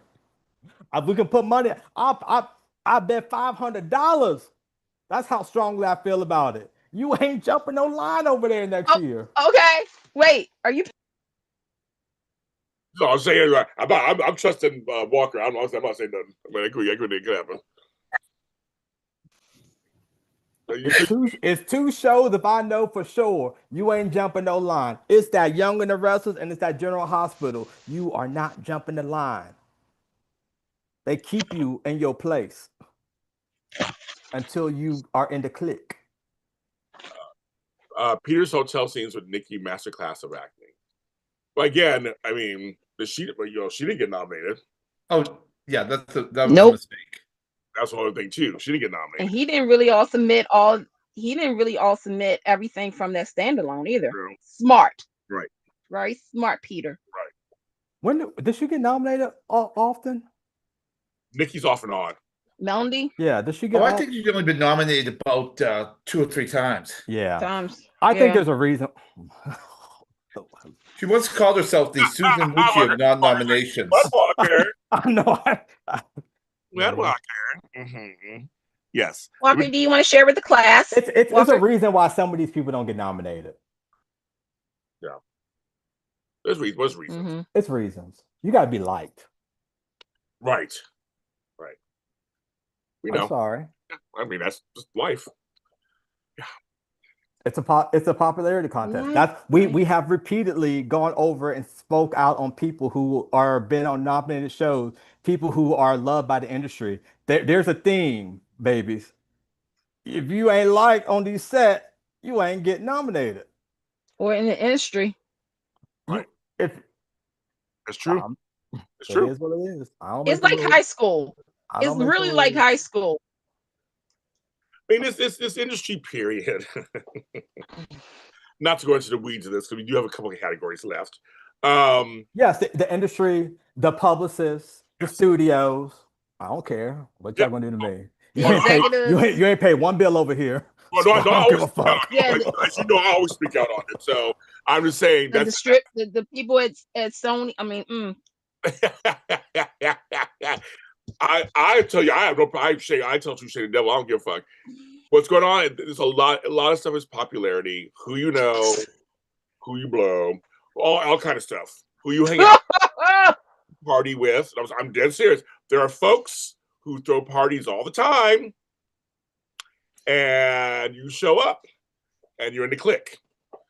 You don't throw parties and stuff. You're not in the clique. And there are folks on some of your favorite shows who've been fired for opening their mouth. That's writers, that's producers, that's directors. There are folks moving around behind the scenes quietly. You would have no idea about what's going on, folks. Especially now. There's so much that's going on right now. I'm just saying that we just the 4 of us. I mean, Gerry we were way back in the day with all this stuff when he was doing the writing and everything.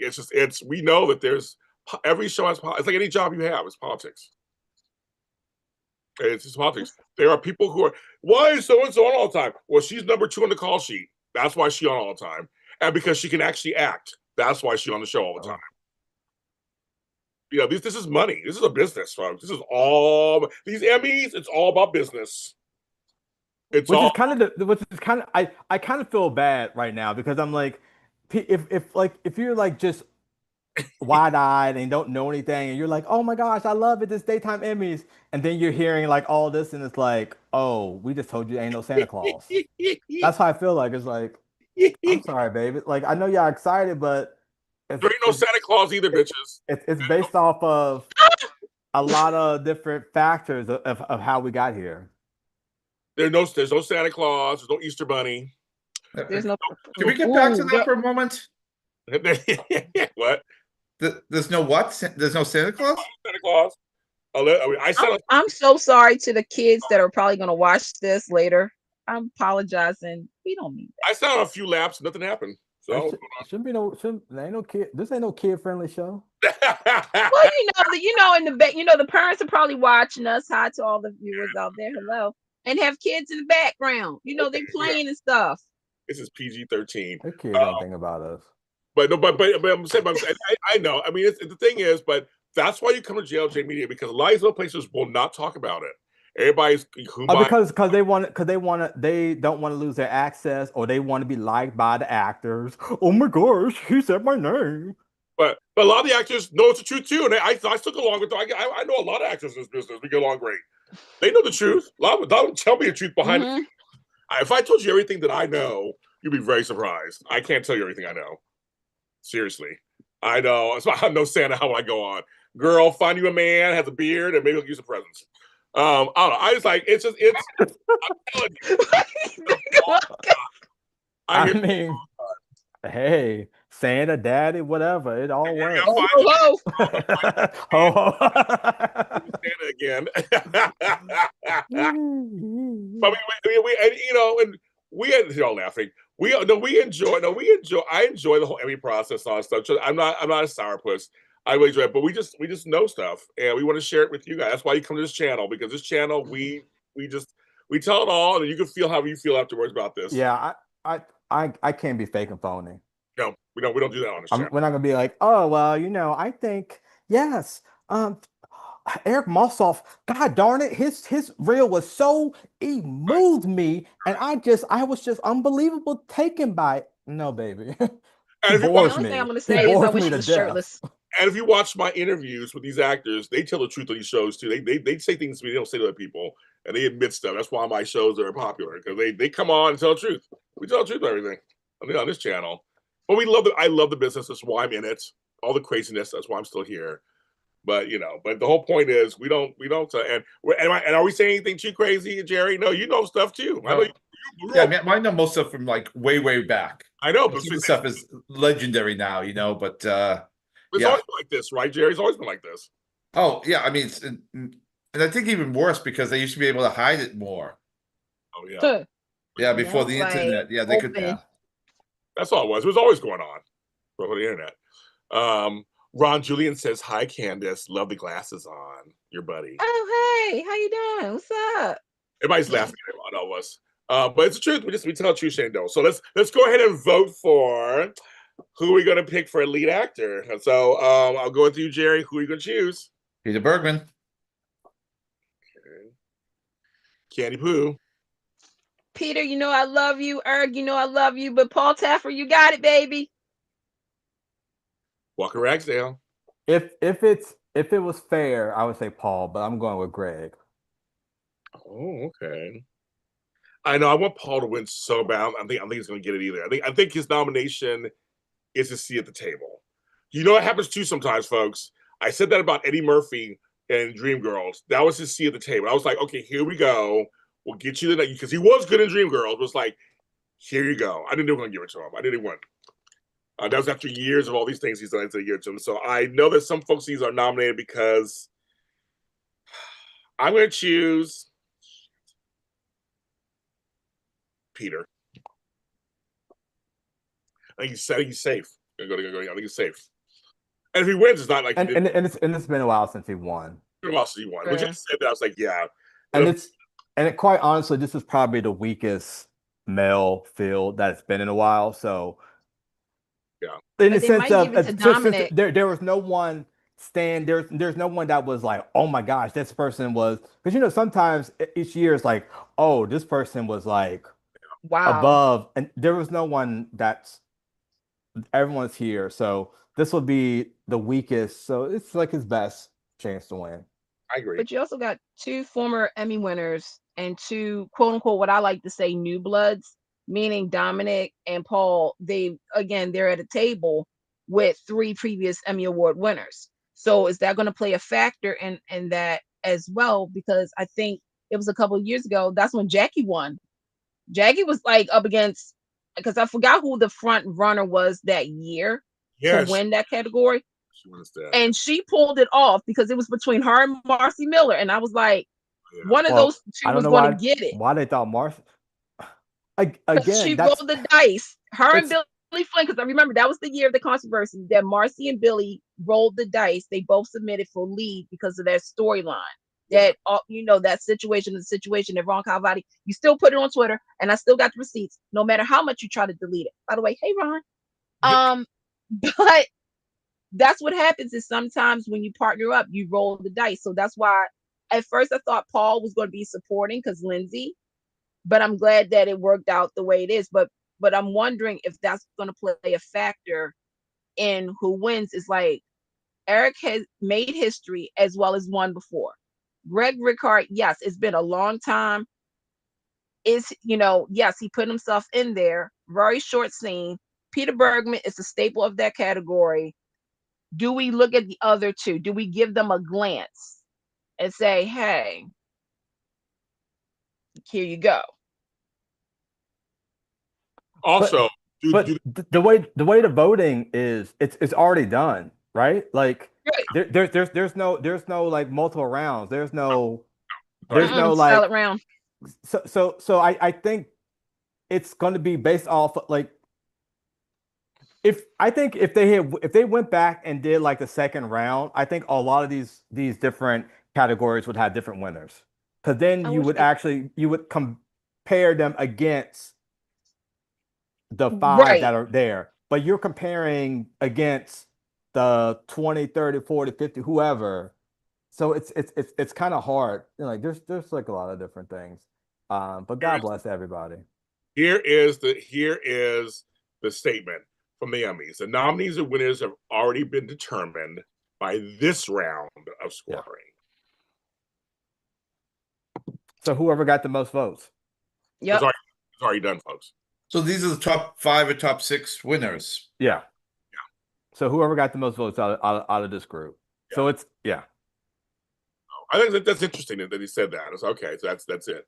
Hi, Donald. Hi. Oh my God, how funny. Don't get me started on Jackie beating my Maura West.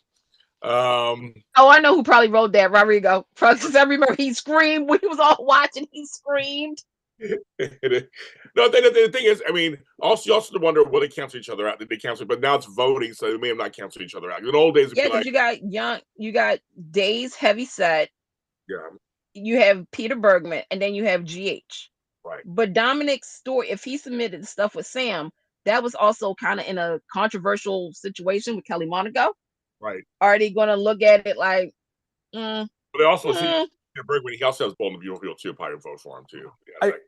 Yeah, I feel like Days has the because I'm thinking about this too strategically. Days has so many nominations, so that means clearly more people either from Days voted. They have an edge, so it's Their winning ratio is very low. Yeah, right. Funny thing. I mean, I remember Eric and Eileen both won 1 year for Days in the league categories.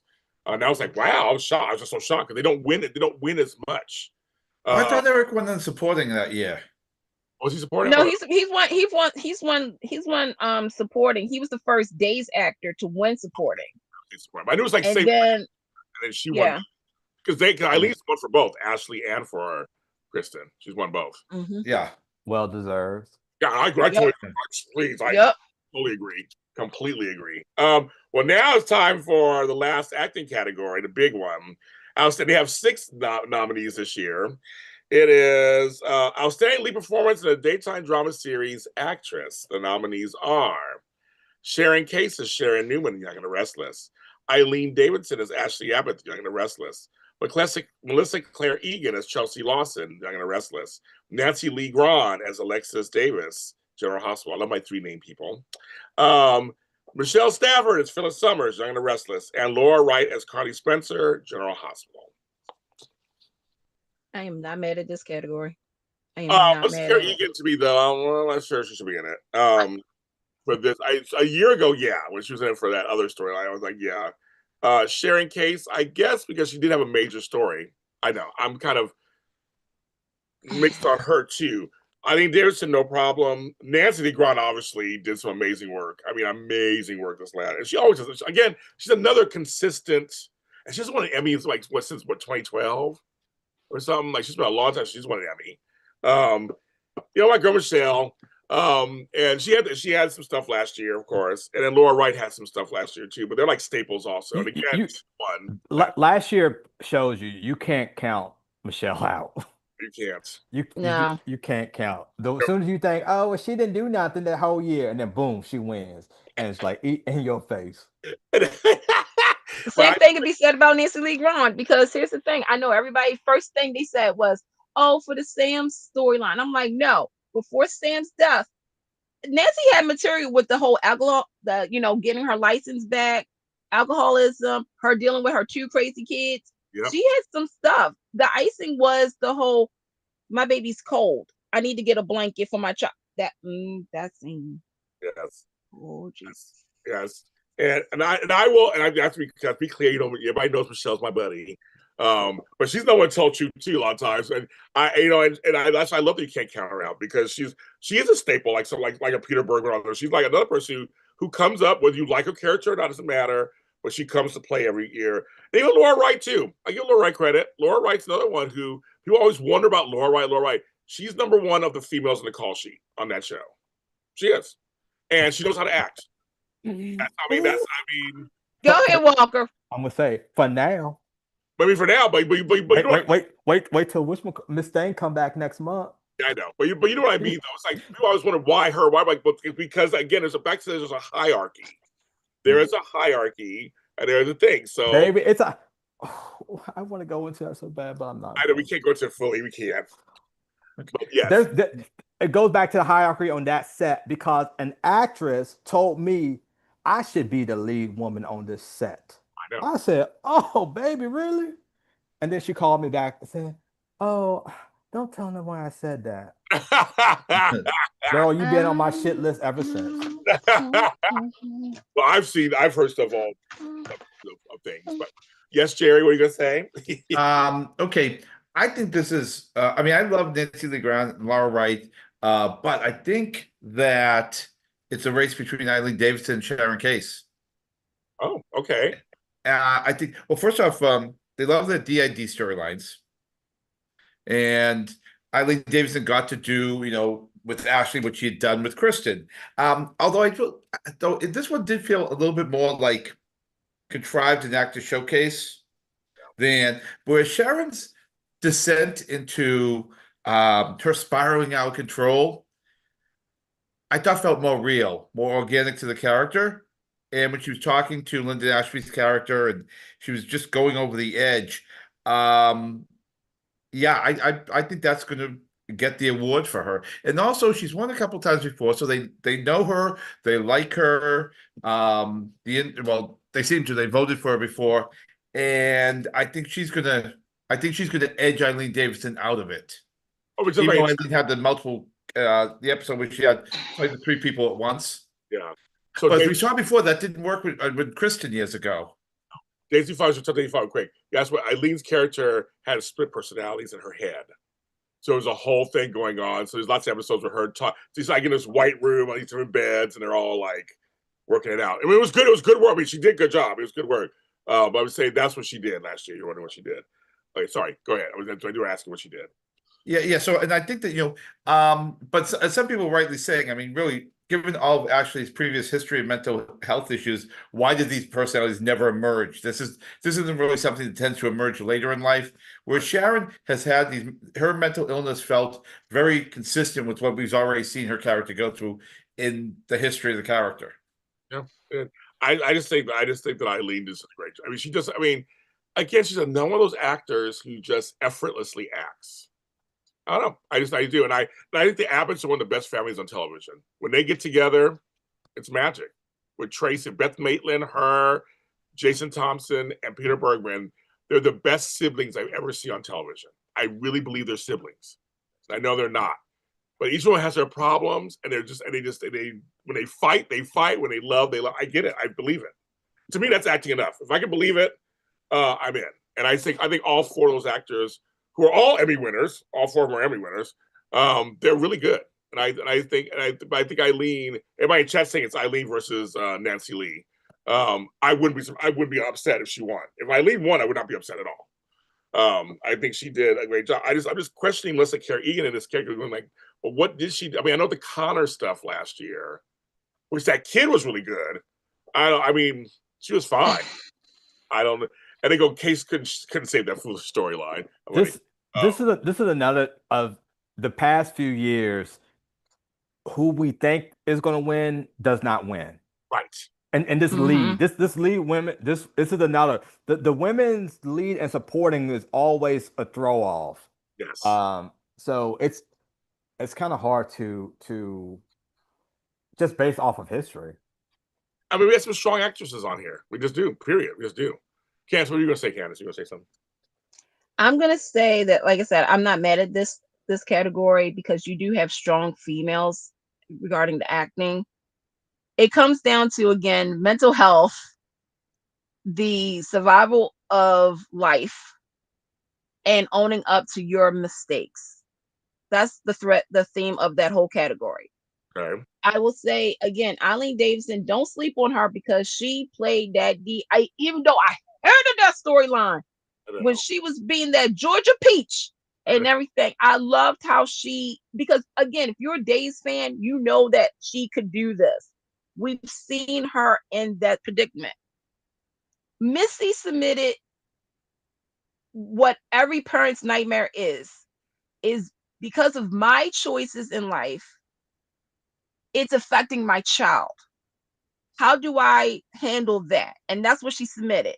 When the therapist was telling her about the OCD with Connor, she was blaming herself because of the suicide and all that stuff too with Billy and Adam. And so to me, she's the sleeper in this category. She's also starting to become the Susan Lucci of the category. Okay, I'm just saying.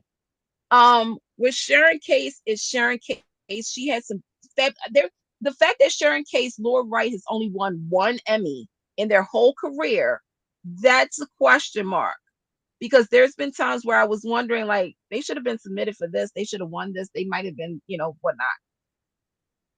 Nancy LeGrand, Nancy LeGrand, ladies and gentlemen, Nancy LeGrand. I just feel as though she should come up on the show right now. Michelle Stafford, that fire, that ice, that wind beneath my wings.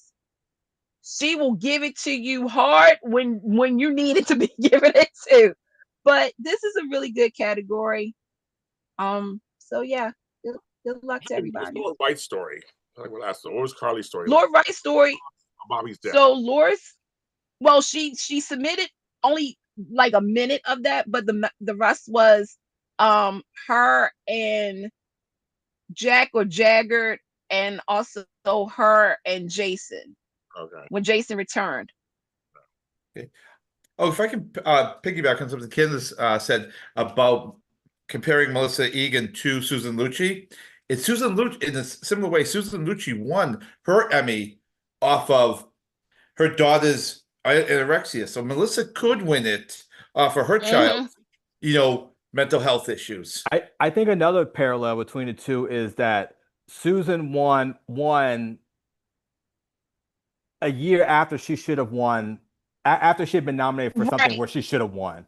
Where like Missy should have won the year Jackie won. Yes. But so I could, that's what keeps in my mind is like sometimes if you don't get it then it does come back and reward you on a storyline that was like meh, because you should have got it. I mean, take a look at Thorsten Kaye. Yeah, that's probably one of the best examples. There's been years when I kept saying that baby should have won off of All My Children or even Port Charles, but the year he won, I was like, okay. Jerry should have won for Mask. Everybody knows that. She should have won for Mask, and she won for Moonstruck. I mean, like Moonstruck was fine. She was good in it. Everybody knows Mask or Silk Road. Those movies before that were way more heavier than that. And she should have won. When she didn't get nominated, they were like, something's wrong. So they rewarded her. She got a nomination in a decent film, got a nomination, then she won.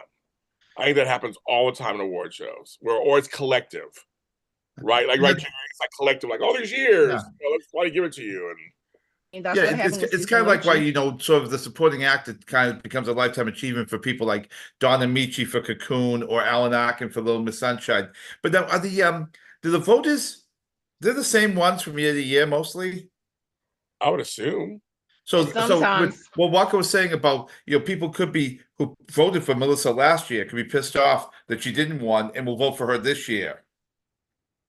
Because some of the people didn't vote this year.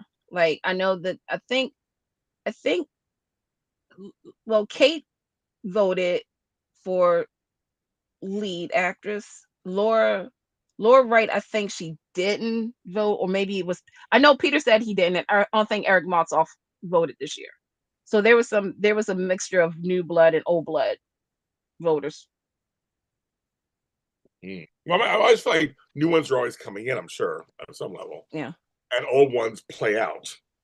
I guess. But they just like the idea is so played out, but not in Emmy voting world. Emmy voting world. That is like that's butter. But yeah, but also Eileen is beloved.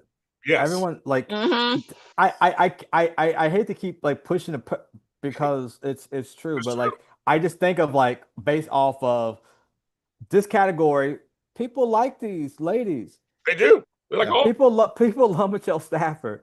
People love Eileen Davidson. Like sometimes being liked and being good at your job aren't necessarily the same. Like it's more important to be liked than to be good. And that's true. And I'll say this, folks, you a little inside scoop. Like usually when we go to the Emmys, and Walker's usually there with me somewhere. And I was talking. On my show today, I had Melody from Daytime Confidential and everything. And we talk about this. I'm very well known on the Emmy floor. I'm very well known, and I usually get access to everyone.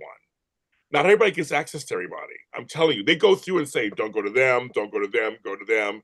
I usually get access to everybody because I'm very well liked. I don't cause a stir. I do my job. I don't ever see my interviews. I have no idea if they know I'm good. I don't even know if they know I'm good or not. But they know I'm funny. I'm friendly. I smile. It goes a lot. It really does go a long way. I mean, it really does, right, Walker? It does. It just goes a yeah, because those Bell shows love you.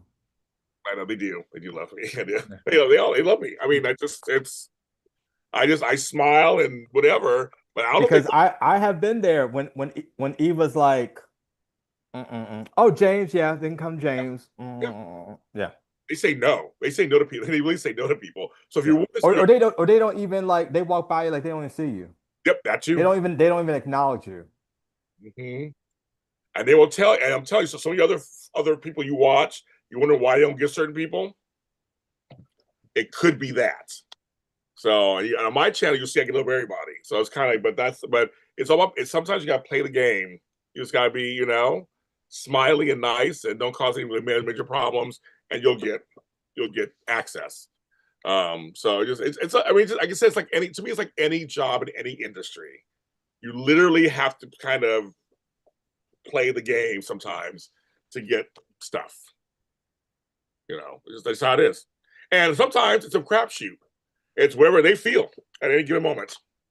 There's that too. Somebody that like you this year, maybe they hate you last year, like you this year for whatever reason. That happens too. You never know. Or they see you again. This is a business, folks. They see it as something that's like, we like it as fans, and 66 people are watching us right now. So thank you, 66 people. I love it on a Sunday afternoon. Thank you very much. We appreciate it.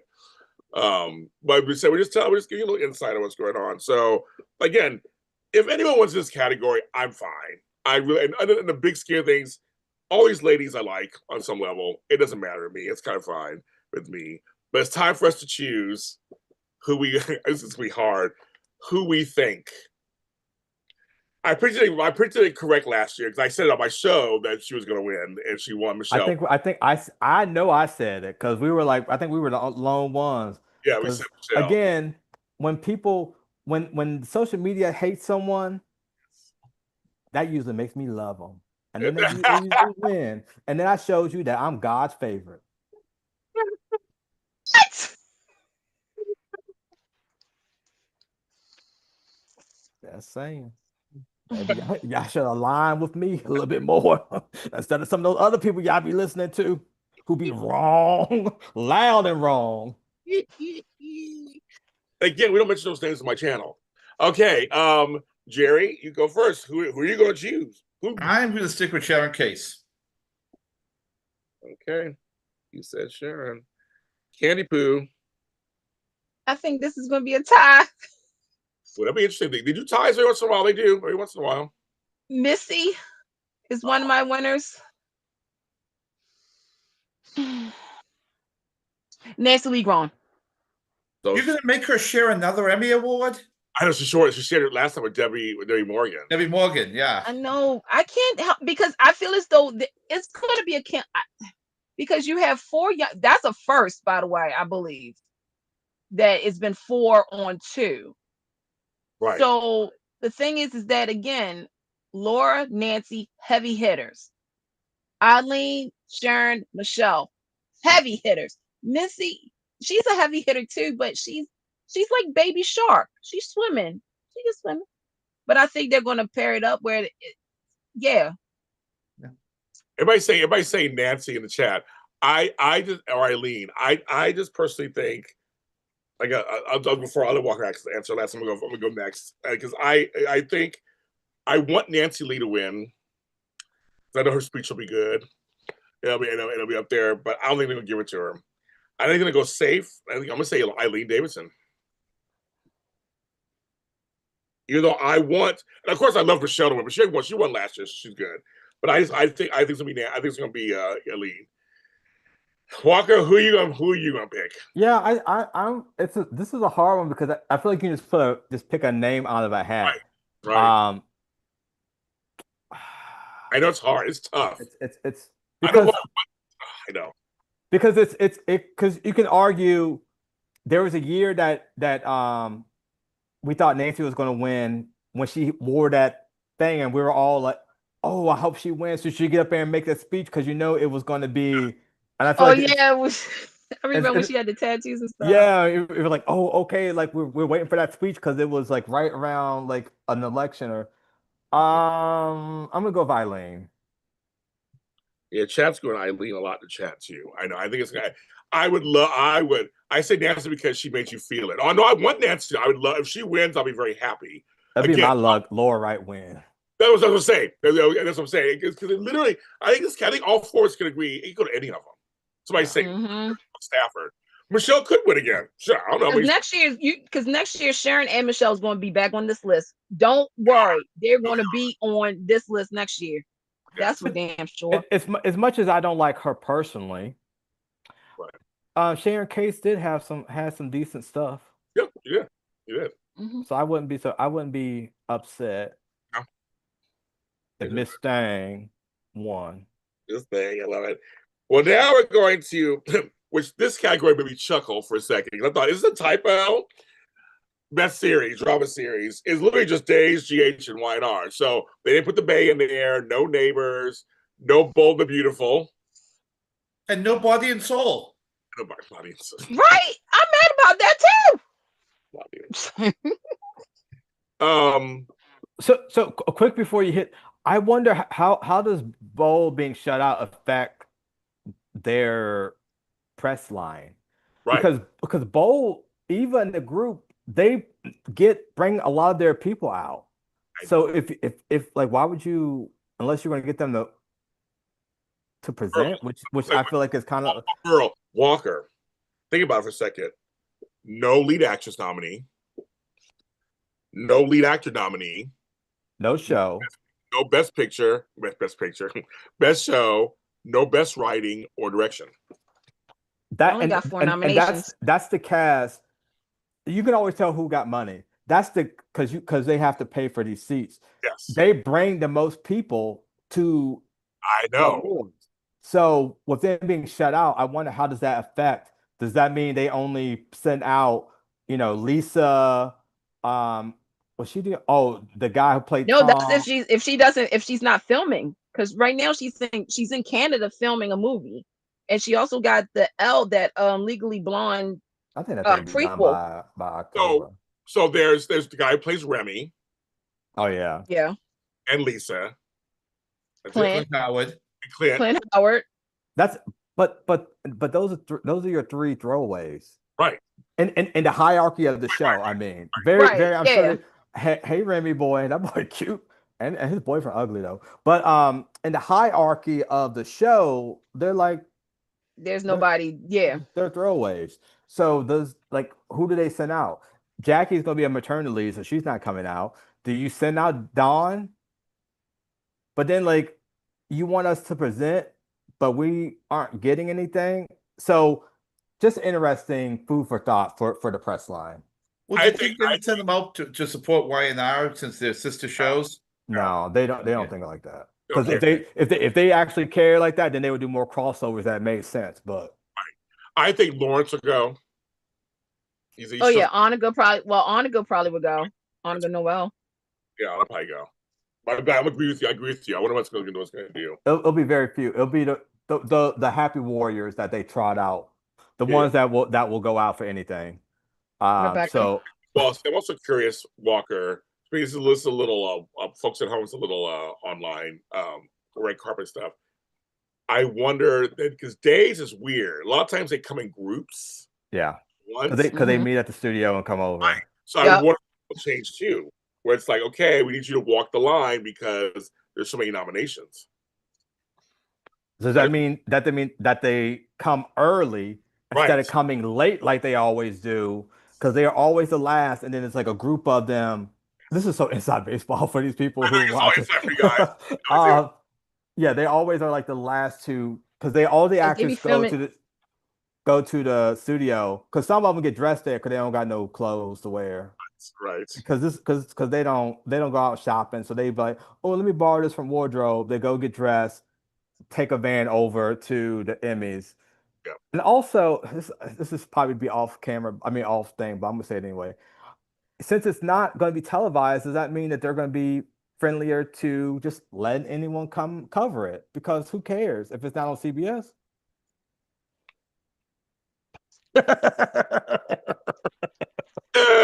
I won't bring it up because it's just the date. Yeah, sorry, people. They're like the fast. They're probably like fast. Of being bored. Here's the thing. Here's the thing, kids. Now we got 70. So you said 72 people are watching right now. Well, keep on coming in. I got something to say about that because this is a show where we're talking about daytime Emmy stuff. Everybody's been asking me, James Lott Jr., after your whole speak out last year, openly speak out against him, I fight with the vice president of that PR firm. Will I? So, well, here's the thing. Because it's not because the year it wasn't televised, one of the years it wasn't televised, we were there. We were at the Emmys 2018. We were there. It was a long red carpet. They had Telemundo, everybody there. Everybody in the world was there. So it might be a situation where maybe I should try one more time. And I think you should because keep in mind that the reason that ET and stuff which is why they cut the count because they were like, oh, we want ET there. ET is a part of Paramount, which is CBS. If CBS is not doing it, ET is not going to have that big stage where they're the prime focus this year. Because that year is Carolyn Hennessy worked for the company and did the whole thing. It'll probably be some lonely reporter from like, oh, okay, here. I think you should. I think this year, because it's not being televised, it's going to take it. Because when it's on CBS and it's like, oh, we have to be, it's on our red carpet that doesn't get televised and no one sees and no one cares about because they don't give you any info and so the stories aren't. People put out stories and nobody read. That's shocked right now. Oh, you guys didn't hear? It's not televised on television. Oh, yeah. Oh, sorry, kids. That was the announcement. It's on Emmy XTube. EmmyTVs.org. Something different. Or on YouTube. It's on Emmy's Pornhub. It's on. That'll probably get more views. Sure would. I'd tune in. Sure. Right. Well, Emmys.pornhub.com. No. It's gonna be on. It's October 17th is the date, but it's not gonna be on any of your local networks. Sorry, kids. Child, it might not be at the hotel. They might have it in some bunk in some like some storage closet. Oh my God! I can't. They're gonna have it here. I got it here in Inglewood where I live. They're gonna come down to Inglewood. Just we have the lodge. So I don't know. It's going at the airport. Shit, I don't know. They're gonna be. Yeah, I think you should do it because ain't nobody trying to go. Because when it's prestige, when it's on CBS, then it's like, oh, let's go do that. But this ain't nobody want to go. It's gonna, how they do the family one the next day that they give everyone credentials to because nobody come out, no one cares about. That's what this is gonna be like. Oh no, folks, you'll get access to it. Just they're gonna tell you exactly. If you follow the Emmys TV on X, they'll tell you but they'll tell you where it's going to be. Oh my God, that was like Emmy Pornhub. That was funny. Just maybe Maitland Ward could make an appearance. Who? Maitland Ward. No, she did porn. Oh, it makes me funny. So sorry, did porn. Yeah, that's good, Donald. That's a good one. Yes. But no. So you guys will get access to it. Like Last time it was called K Connect or something. It was like KN. Yeah, Connect TV, Yeah, so you just go and on. Yeah. yeah, I had to Yeah, it's watch. gonna I be on all watched that. one of them on YouTube, and one of them I on my computer here went to Emmy.org and just watch it live. So And- you'll be able to see it. Mhm. You'll But be at able least I think no It's commercials, gonna be on right? Periscope. Yeah. It's gonna be on She Periscope. said Periscope. She said Periscope. James, remember the good old days. I was on Periscope all the time. They'll be on TikTok. Let me see. I'll be on TikTok. Dude, I wouldn't put it past some people to put it up on TikTok, to be honest. Put on JLJ Media shit. I'll do it. I'll produce it. Give it a show. I'll do it. Oh, I'll have a good I time. watch that. I know a lot of the actors and shit. I'll just do it on my channel. I'll have a good time on here. They wouldn't just skip the ceremony and just announce. Yeah. No, press release, no. would they? What they would do, I think, if anything, it would be the COVID year where we went to that little place in Burbank, and they had that little, very small. Yeah, that's why it's. Oh, he said, oh my Let me God. see some singing. Coach Saunders said MySpace. You went out on MySpace. Okay, that's right, kids. Oh Lord, let's Yeah, just go on AOL. Let's just go on AOL group chat. group chat. Come on now. So they're like, if it's if they should make like the Golden Globes have them drinking and shit. Well, didn't they start? Was that the beginning, Jerry? They had it during lunchtime, didn't they? And people had And they would have them like on the boat around the harbor or in Central Park. They would have it. Yeah. And what was the year? It was about 10 years ago. Kathy Griffin hosted it when it was on one of those. Yeah, like, Child, they ain't gonna have no drinking. Y'all ain't been to these parties. Yeah, I know. Y'all don't see how these actors get. They do. Baby, last time They even get like that before they get lit before they even get onto the red carpet, and I Last know that for time- a fact on that one. one of the women who were nominated, she was so sloppy drunk, by the bathroom making out with another guy on another show, and they both were in relationships.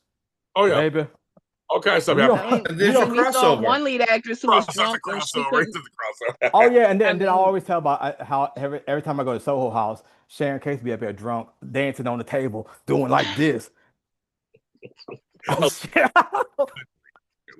I never, You totally forgot that you walked. I think the damn Anyway, green light is right here on.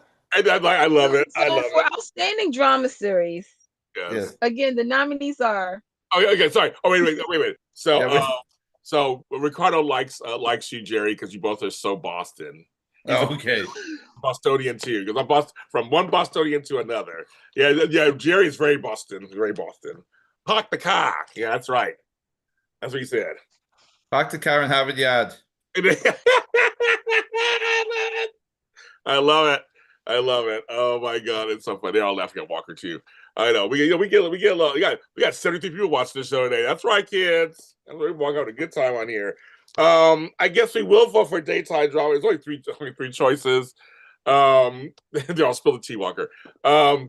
Okay, let's see, Jerry. Who are you gonna pick out of three? If they picked Doug's Funeral, I'm going to go with Days. And I know I'm normally a GH person. I love GH, but I'm willing to share the wealth this time.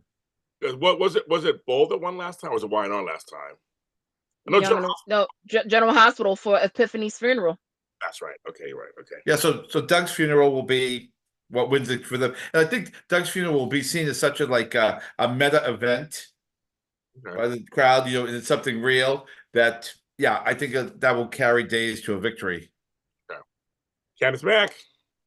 You have two funerals and standalones. I'm going to constantly say this because General Hospital has been winning using the funerals, the deaths, and stuff like that. This would be for Jackie Seaman, Leslie Charleston, and all of them. I could totally see Frank going up there and doing it. I can see Ken Corday with Susan Hayes, and even Deidre because of Drake and Bill. That's a huge loss. Jelby would probably go up there and be like, this is one for us. We did it because of the standalones. Not only Jack and Nikki, but also Sharon. Because I'm going to say this, that when we saw it, when she put Heather's body over the river, that was a pretty good episode too. But I feel as though this is Days' year. This is the most nominations that Days has had in a long time. So I'm not going to be surprised. I'm giving it to Days. Go ahead, Days. Prove your damn thing. And if Josh gets it, I'm going to be crying like nobody's business. I'm going to say Young and the Restless Because I wonder where does all those bold votes go? Because they're not gonna they're gonna break up GH's, like they've got it like 3 or 4 years in a row. They're gonna break that up because. So where does those bold votes go? So I'm just gonna say I'm gonna go Y&R. So for me, I would love for Days to win it. It'd be kind of fun to see them win. It'd be like fun. I think again, I'm back to the here's your seat at the table. It's kind of like, here you go. You did a good job. You're one of the ones nominated, and that's it. I'm gonna go with Y&R for the same reason Walker is. General Hospital won a couple of years in a row. They're not gonna three-peat. That's too No, much. they've already three-peat. So this will be like 4. Yeah, they're not Young gonna. and the Rustlers won. They've won. Wait a minute. Okay, last year was the year GH, before was Young and the GH. Rustlers. No, 2021. I just checked before I said that because I want to make sure that I spoke back. Okay. No, I'm thinking best right now. I'm sorry, my bad. Sorry. I'm saying Days could get direction or what. They get that, but they won't get. They'll get that instead. You know what I mean? 2020 was when. So this will be 5 in a row. Yeah, they're not giving GH 5 in a row. No, 5 in a row. Because here's the thing: if Young and the Rustlers doesn't get it, and I'm just thinking of the history here, and the speculations that some of y'all may prepared or pretend that you don't know what's going on. If Young and the Rustlers doesn't get it, you do know what that means, right? That means that it's going to be some questions that's going to be that need some answers to. I don't think that man going. I think with Steve. I'm thinking the Jill Phelps thing because remember, Young and the Rustlers was on a winning streak. Jill was there. Then he took a nosedive. Josh Griffin, if he wins this, I already say he's protected anyway. So that's what I'm saying. Jill didn't have a Steve there. Oh, she didn't. I mean, Steve was there, but no, she was there. He was there, but he wasn't over. But he wasn't. Yeah, that's right. I don't think it matters. I don't think Josh isn't leaving until he decides to leave. I agree with that. Unless Sony gets rid of Steve, which they're not getting rid of Steve. Steve knows too much. Just moving on. I'm talking way too much. We hope you like this year's daytime. You can follow Walker at. Because next year, folks, next year we got Drake's funeral. I would say John. We have and the stuff with Monica. We don't know what GH is going to submit because there's a couple of things. I mean, clearly the Michael, Sasha, Willow stuff. Paired up with Leslie, what they do with Monica. And Denise Alexander too. You know what? I was wondering about this. I feel like that's gonna be like a blip on the. I don't think so because I don't think Jeannie Francis will let it. Jeannie Francis, it'll be a showcase for Jeannie Francis to have a Leslie Weber death. But this is going to become their problem with G. I mean, I respect the shows for honoring their vets who have passed away, but it becomes a pattern when.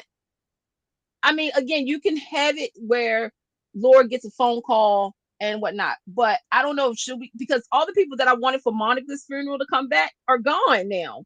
And everybody that I want for Leslie, there's nobody from that, like that time period is gone. But here's what's interesting, because next year it's the 45th anniversary of Luke and Laura, their wedding. Yeah. No, wait, huh? 1981. So 2026 will be 1981, 45 years. Wait a minute, I'm doing it by age because I'm a year old. Wait a minute. So I'm 40. Damn, that show's old. It shows old. But I'm saying they might do something for that, a little something for that, just because it's 45 years. I don't know. Well, they killed off Luke. Dummies. GH. Dummies. I don't think it's but if he wanted to come back, he died in another country in a trolley accident. Tony Gerry wanted me to tell y'all. If he ever, which would never, but if he ever wanted to come back, that door, the way, unlike other people, he wouldn't have to call and beg and plead for a whole year. Because girl, you beg for a whole year. Walker, we're live. We're live. We're live. That bitch know I don't like her. So I love it. He never said Walker never said a name. I know. Never said a name. But You know, I have to protect Walker at all costs. I'm like the little sister. I do not give two flying F's. I ain't never lost 1 ounce of sleep over soap operas. I ain't never cried no tear over no soap operas, and won't start now. but he's right. Anthony Gerry, if he wants to come back, 2 snaps and he's back. He'll be back. True that. He's had fun. He's had a good time in Amsterdam. He's not even thinking about nobody else. Hey, he kicking that leg up. Okay, he's not. he's not thinking about nobody in Hollywood right now. He ain't thinking about nobody here. Just like Jane said, old people like having sex too. They do. Oh God! Come on now, back blown out. No, we do. We're not dad. Not dad. James, yeah, it's Sunday. Oh, sorry. We don't talk about that on Sundays. On Sundays. Well, it's still Shady Sunday. There are some relations that happen when you get older. Is that better? Relations. Let me read my chapter from my Bible. Husbandly duties that happen when you get older. Because look at Susan Flannery. She didn't think about the ball in the funeral. She looked good. I saw a picture the other day. She looked great. Yeah, she moved to Australia. Good for you, Susan. She left that sinking ship. She knew what she was doing. My God. She left that sinking ship. Rodrigo is hilarious. He wrote that's her name rhyme with Telly Klebold. Who said that? Rodrigo. That is hilarious. I had to read that loud. So I had to read that loud. Yes. Yeah, we don't. Mama begged for a whole year until Frank finally gave in. Oh, and this is stuff I told this last year, and then her article came out, and what she say? I called them. I said, "Oh, look who was right once again." You're right. No, you're right. I'm always right, baby. Yes. Every time. Well, if you're right, can you tell me the lotto number so I can hit it? Now, why am I going to give you that blessing? I would give that to my mama first, girl. What are you talking about? Well, you can give it to her today, and then you give it to me tomorrow. Kelly still won't be number one. That's Daisy Flowers said. Before you get there, just one quick. Before you get there, Gwen, we said Gerry picked Days, Candice picked Days, Walker and I both picked Weinar for best drama. You're asking, they didn't hear it. Absolutely. So. And watch GH pulls it off. Goes, Daisy Flowers said, yeah. And then somebody else goes, she's back to save Steve's failure or return. I mean, I told y'all that from jump. Then I was the one who was on my own island sometimes. Listen to Walker. That's why we're listening to Walker. That's funny. She still end up with Jason. Okay, so if she does come back, I mean, the question then becomes, do we pick up with the Parkinson's or do we try to get rid of that? Well, all I know is they just announced that she's my girl. I love me some Kathleen Gotti, and she's back too. Oh, I love her. Yeah. Love Kathleen Gotti. That's good. All I gotta say is that girl has some kind of, as much as delusional she is in real life, she does have some pull because they are bending over backwards to make this storyline happen. To fit her back in. So as much as I may not like it, she is coming back. She'll be on the list next year. She's coming back for that number one spot. And is she coming back as Brit or? Oh yeah, they already putting. I would be if they go ahead and pull a Rebecca Shaw card and have them saying Brit had a twin all this time in hiding. I'm going to be mad because everything is pointing to Brit. But at the same time, I joked. I said, I wonder if it's going to be Brit in flashbacks because we're getting the backstory about the whole Rocco thing. Yeah. Which makes no sense to me whatsoever. But okay, whatever. It is what it is. Well, he said that there was a whole thing going. She's going to be Brit and not Brit. Like she's going to be both or something. So there's something going on there. Like he said, like Walker said, they're really reaching to make this story. Reach for the ghost. Yeah, they're ghost of Brit. They're saying Obrecht faked Brit's death. Well, they're going to rewrite it would make sense for her why she was off screen for so long. Yeah, I mean, they could make it work. Yeah, totally. Oh, no, totally. Yeah. But I just heard that she was like, "Kill me off. I'm ready to go in prime time." She did. And she did with her fiance, her then fiance. And then he left her. You know, things in life sometimes don't work out. Things in life don't work out. Yeah, there's And sometimes you have to swallow the pill and be the big girl and own up to your mistakes yeah, in life. You know, this is what we like to call the time to reflect on ourselves. So let's do that right now. Walker, what is your reflection saying to you when you look in the mirror? I need to shut up. Because if she called me, because if one of y'all send this to her and that bitch called me, we will have a problem. Mama, I'm chasing a ghost. Ghost. Oh my God, that is hilarious. We will end the show, kids. Even though, I know people are talking. Well, there's stuff that is known out there.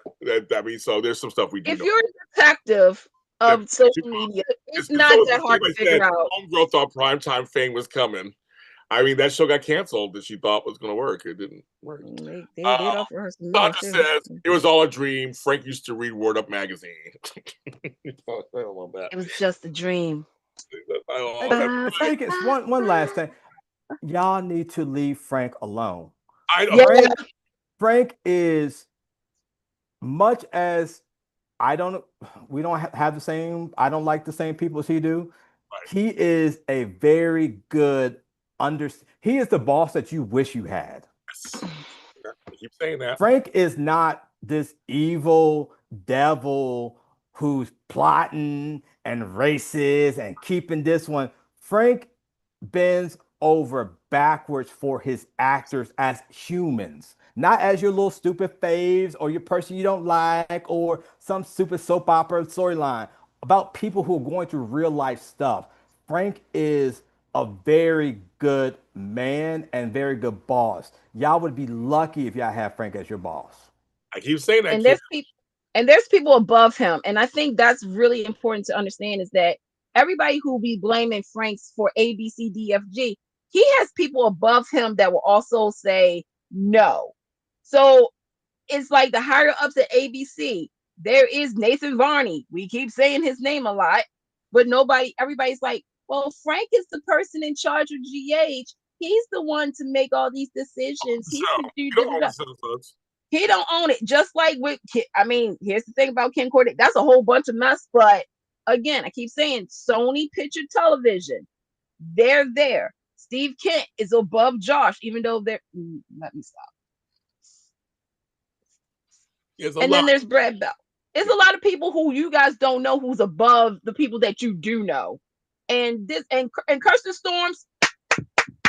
Very welcome in the chat already. So I'm being robbed in the chat already. And I guess it's easier to because you need to blame someone. Yep. I'm so tired of seeing Frank get blamed for stuff. Because Frank has not. Oh, he's the reason why this person left. No.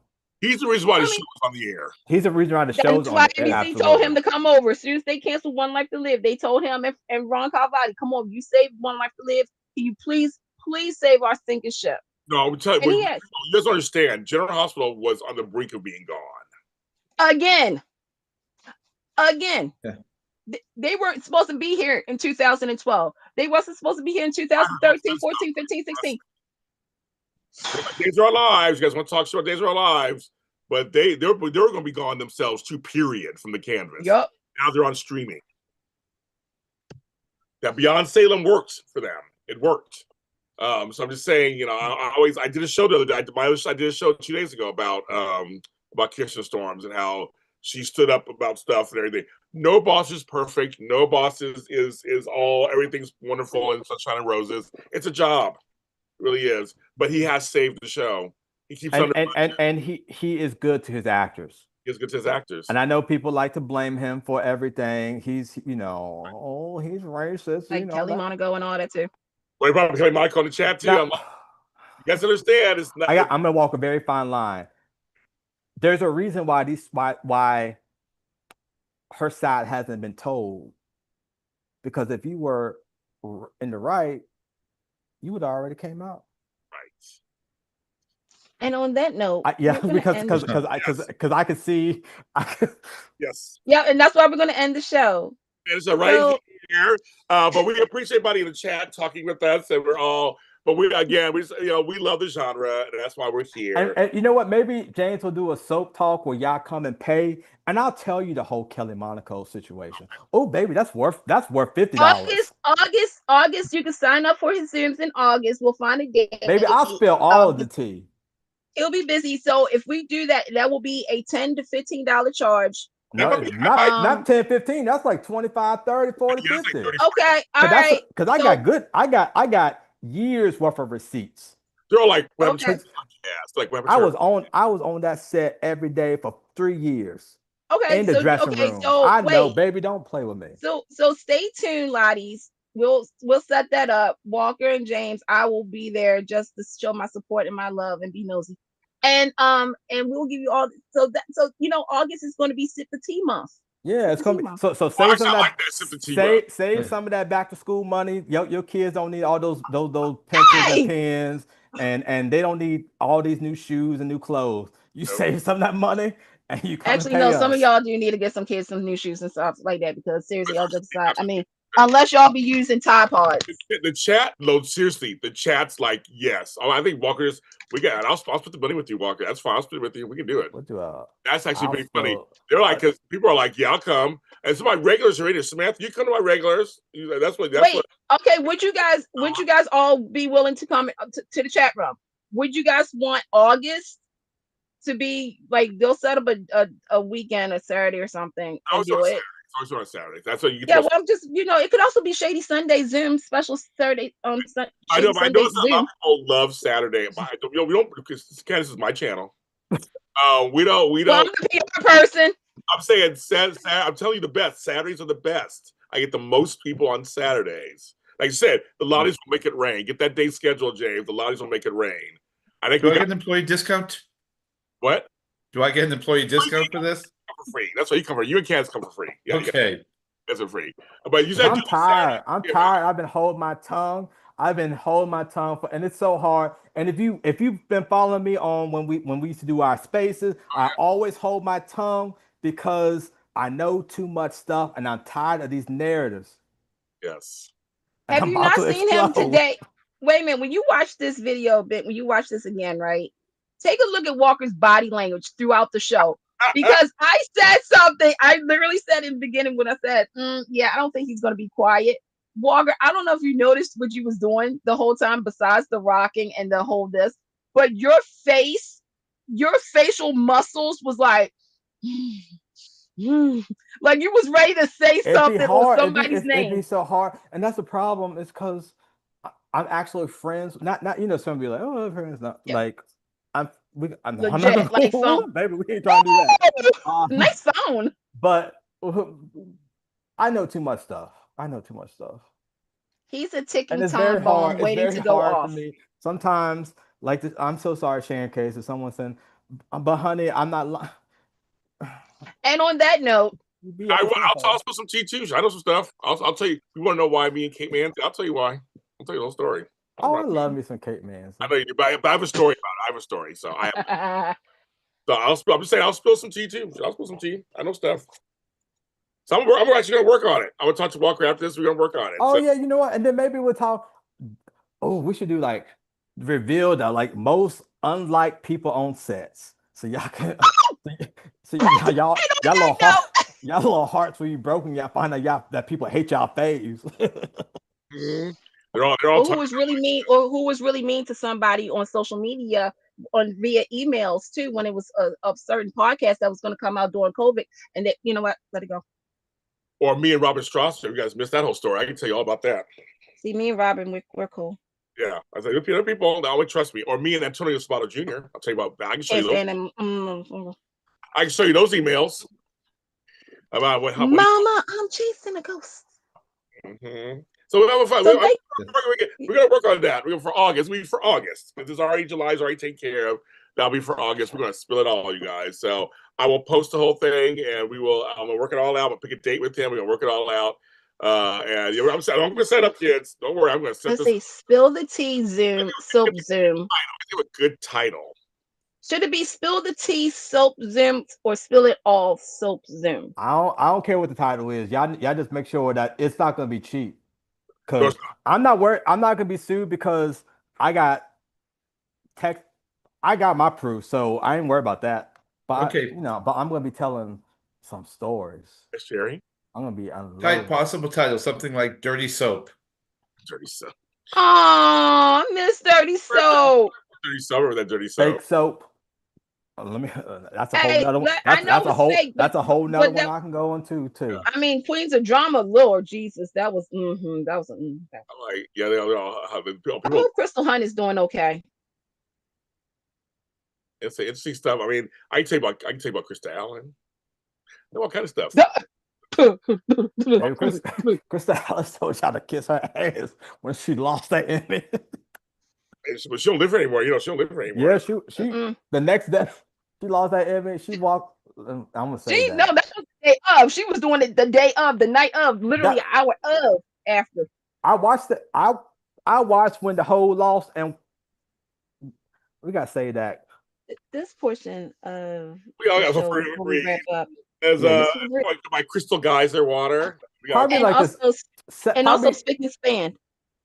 We'll give y'all time to get your coin saved. Yeah, we'll get some time. So You're gonna get your money's worth. I promise you, baby. You're gonna get your money's worth. It'll be fun. We always have fun anyway on my Zoom. We always fun stuff, but you'll get to Clean really window. get some stuff out there. I'm totally gonna plan this. So you guys get yourselves together. You know you can do it. We're gonna have a good time. We're gonna have a good time. All my stuff, I have stuff backed up too. I'm not gonna buy stuff either, but it's all for everybody. You can't record our Zooms. They're gonna get recorded anyway, so that's why. Yeah, they can't record it, so not everything else. So y'all gonna say it anyway. And if you do record it, we'll find you. We'll find you and we'll get you. But it's all for us. It's for you guys. We actually try to give the Lotties some stuff. So we'll work on that. Gerry Waggett, if they want to find you anywhere, what are you doing these days? You still writing short stories, books? You're still writing short stories. I have a new one out in the current issue of Dracula Beyond Stoker. Yeah, it's my take on a Faustian myth. And if they want to take a class with me, I'm at Bunker Hill Community College in Boston and Suffolk University in Beacon Hill. Where can we find your stories? The Dracula Beyond Stoker, you can go onto Amazon. They sell copies of it there. And a couple of my short stories are on a website called theghoststory.com. And I had one story that won the contest last year called He Loved His Mum and His Mayonnaise, and another one called The Witchcraft Defense. And that's on the website, theghoststory, all one word.com. And it's Gerry, Gerry, right? Yeah, but I go by the Gerard, Gerard. Okay, so Gerard Waggett, Waggett is what I need to look up. Correct. Yeah.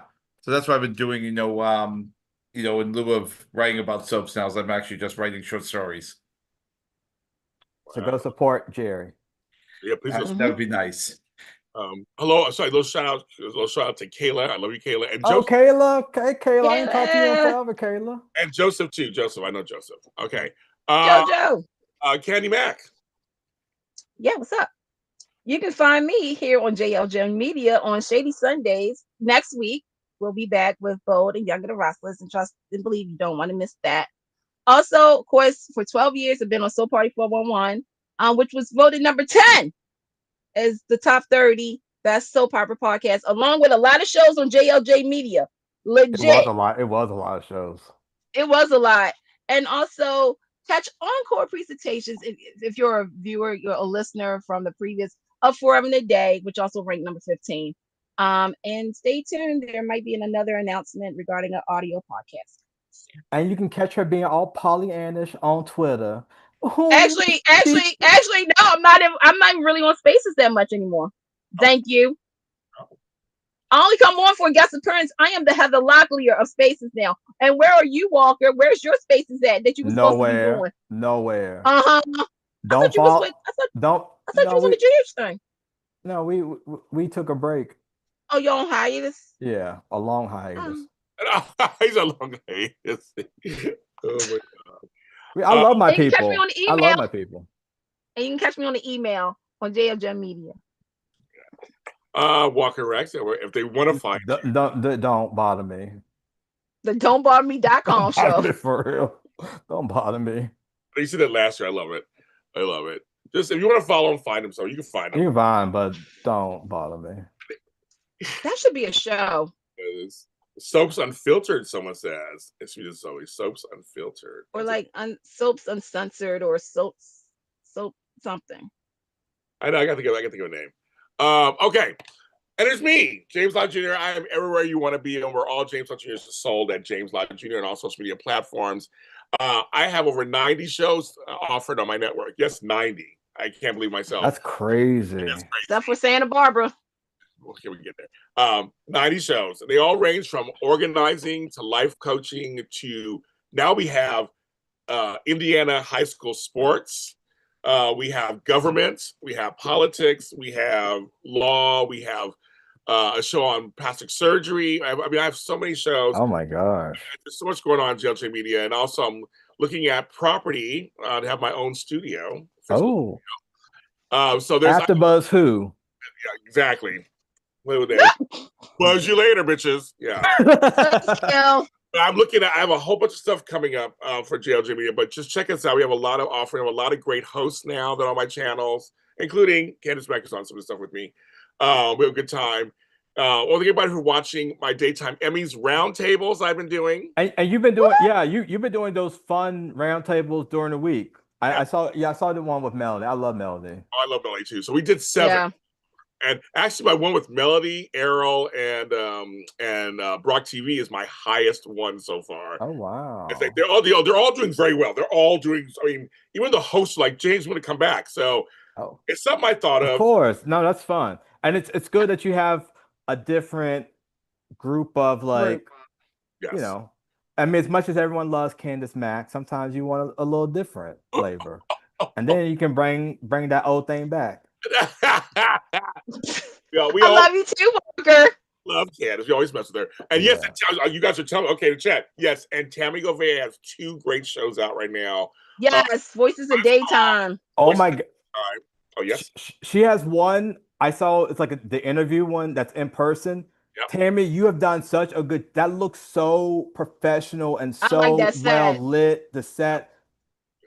You really, really great job. I've been meaning to say something on Twitter. I mean, not on Twitter, on Instagram, but I'm not on there that much. But I've seen it, and great work. JLJ is moving up, kids. I'm telling you, we're working on all kinds of stuff right now. When is Walker going to be on the group or one of the groups? I'm saving him and Tony Moore and a few people for last. Oh Jesus! Because we know. Oh yeah, we did that Gates one. We do kind of need to do a follow up. Yeah, we do. Now that it's been some time, like but I'm saying our Beyond the Gates one had 10,000 views. Yeah. So they like me and Walker and Tony Moore together, but they are coming. I mean, I'm running through all the hosts, a lot of hosts out there. So I'm going through all the hostesses, and then I'm saving some of the best for last. But yeah, Walker and I and Tony will be back. Don't worry, we'll be back. Everybody's like, I'll pay $50 for that spillency. I'm like, okay, make sure you get that money because I'm gonna be joining people. But yes, but exactly. We're going to have just more stuff coming on JLJ Media. I'm always trying to improve it, do better stuff. Tammy Govea is part of that. Doug Hess is part of that. And we have a lot of stuff going on. So just follow us. Follow me wherever you find JLJ Media product. And check out, we have a show on first responders. We have a lot of stuff going on here on this channel. And I'm very grateful. I've been doing this for 10 years, 5 years on the channel. And I do it by myself, but I have friends coming through. But I'm very grateful as I'm going through some personal stuff right now at the same time. So it's been a long time. And yes, and Tony's interview with Trisha Mann Grant was amazing. Oh yes. So watch it. Fine. Tony, it's an amazing interview. I mean, I think CBS should fly him out to do I would love to see those two because of their energies. I would love to see them interact in person because the Zoom or the Instagram was good. I would love to see him get a chance to talk to her in person. That would be a fun interview. They would make some fun content. So CBS, do the thing and Rebecca, get Tony. Hook up Tony. Rebecca, hook up Tony. Rebecca, Tony out there. We do every time. I don't do very much Beyond the Gates content, but when I do, it's huge. So I know you guys want. I hear you guys out there saying James more. I mean, I know. I wish I could do a regular show every week. I just can't. But we're gonna bring some. We're gonna do some stuff, and I'm already talking to my girl Carla Mosley. She's my friend, so I'm gonna get her and sit down with her and talk to her too. So I got some stuff coming up. So just follow JLJ Media. It's the place to be, bitches. That's right. Follow us. I don't follow anybody else. I do my own thing, and that's how I've been living my life like it's golden. And we're gonna make this a channel you guys can tune into and get just some good old fashioned content. That's what it's all about. Everyone, have a great week. We'll be back in November, I guess, or late October, I guess. Oh, I was like, I'm like this. Like we'll probably be back like that following week after the daytime Emmys when that's to talk about it. We'll be back later this year. Hopefully we'll be there and we can bring the real tea. Because it's nothing like being at the awards. I agree. Oh, you see everything. Yes, you do. We always have a good time. It's a long day. We always have a good time. It's a long day. But we love you guys. We'll see you next time. Okay, wait. I can't even turn everything off. Adios. See ya. Febreze. Procter & Gamble. Give us money. Stop it. I was like, wait 1 second.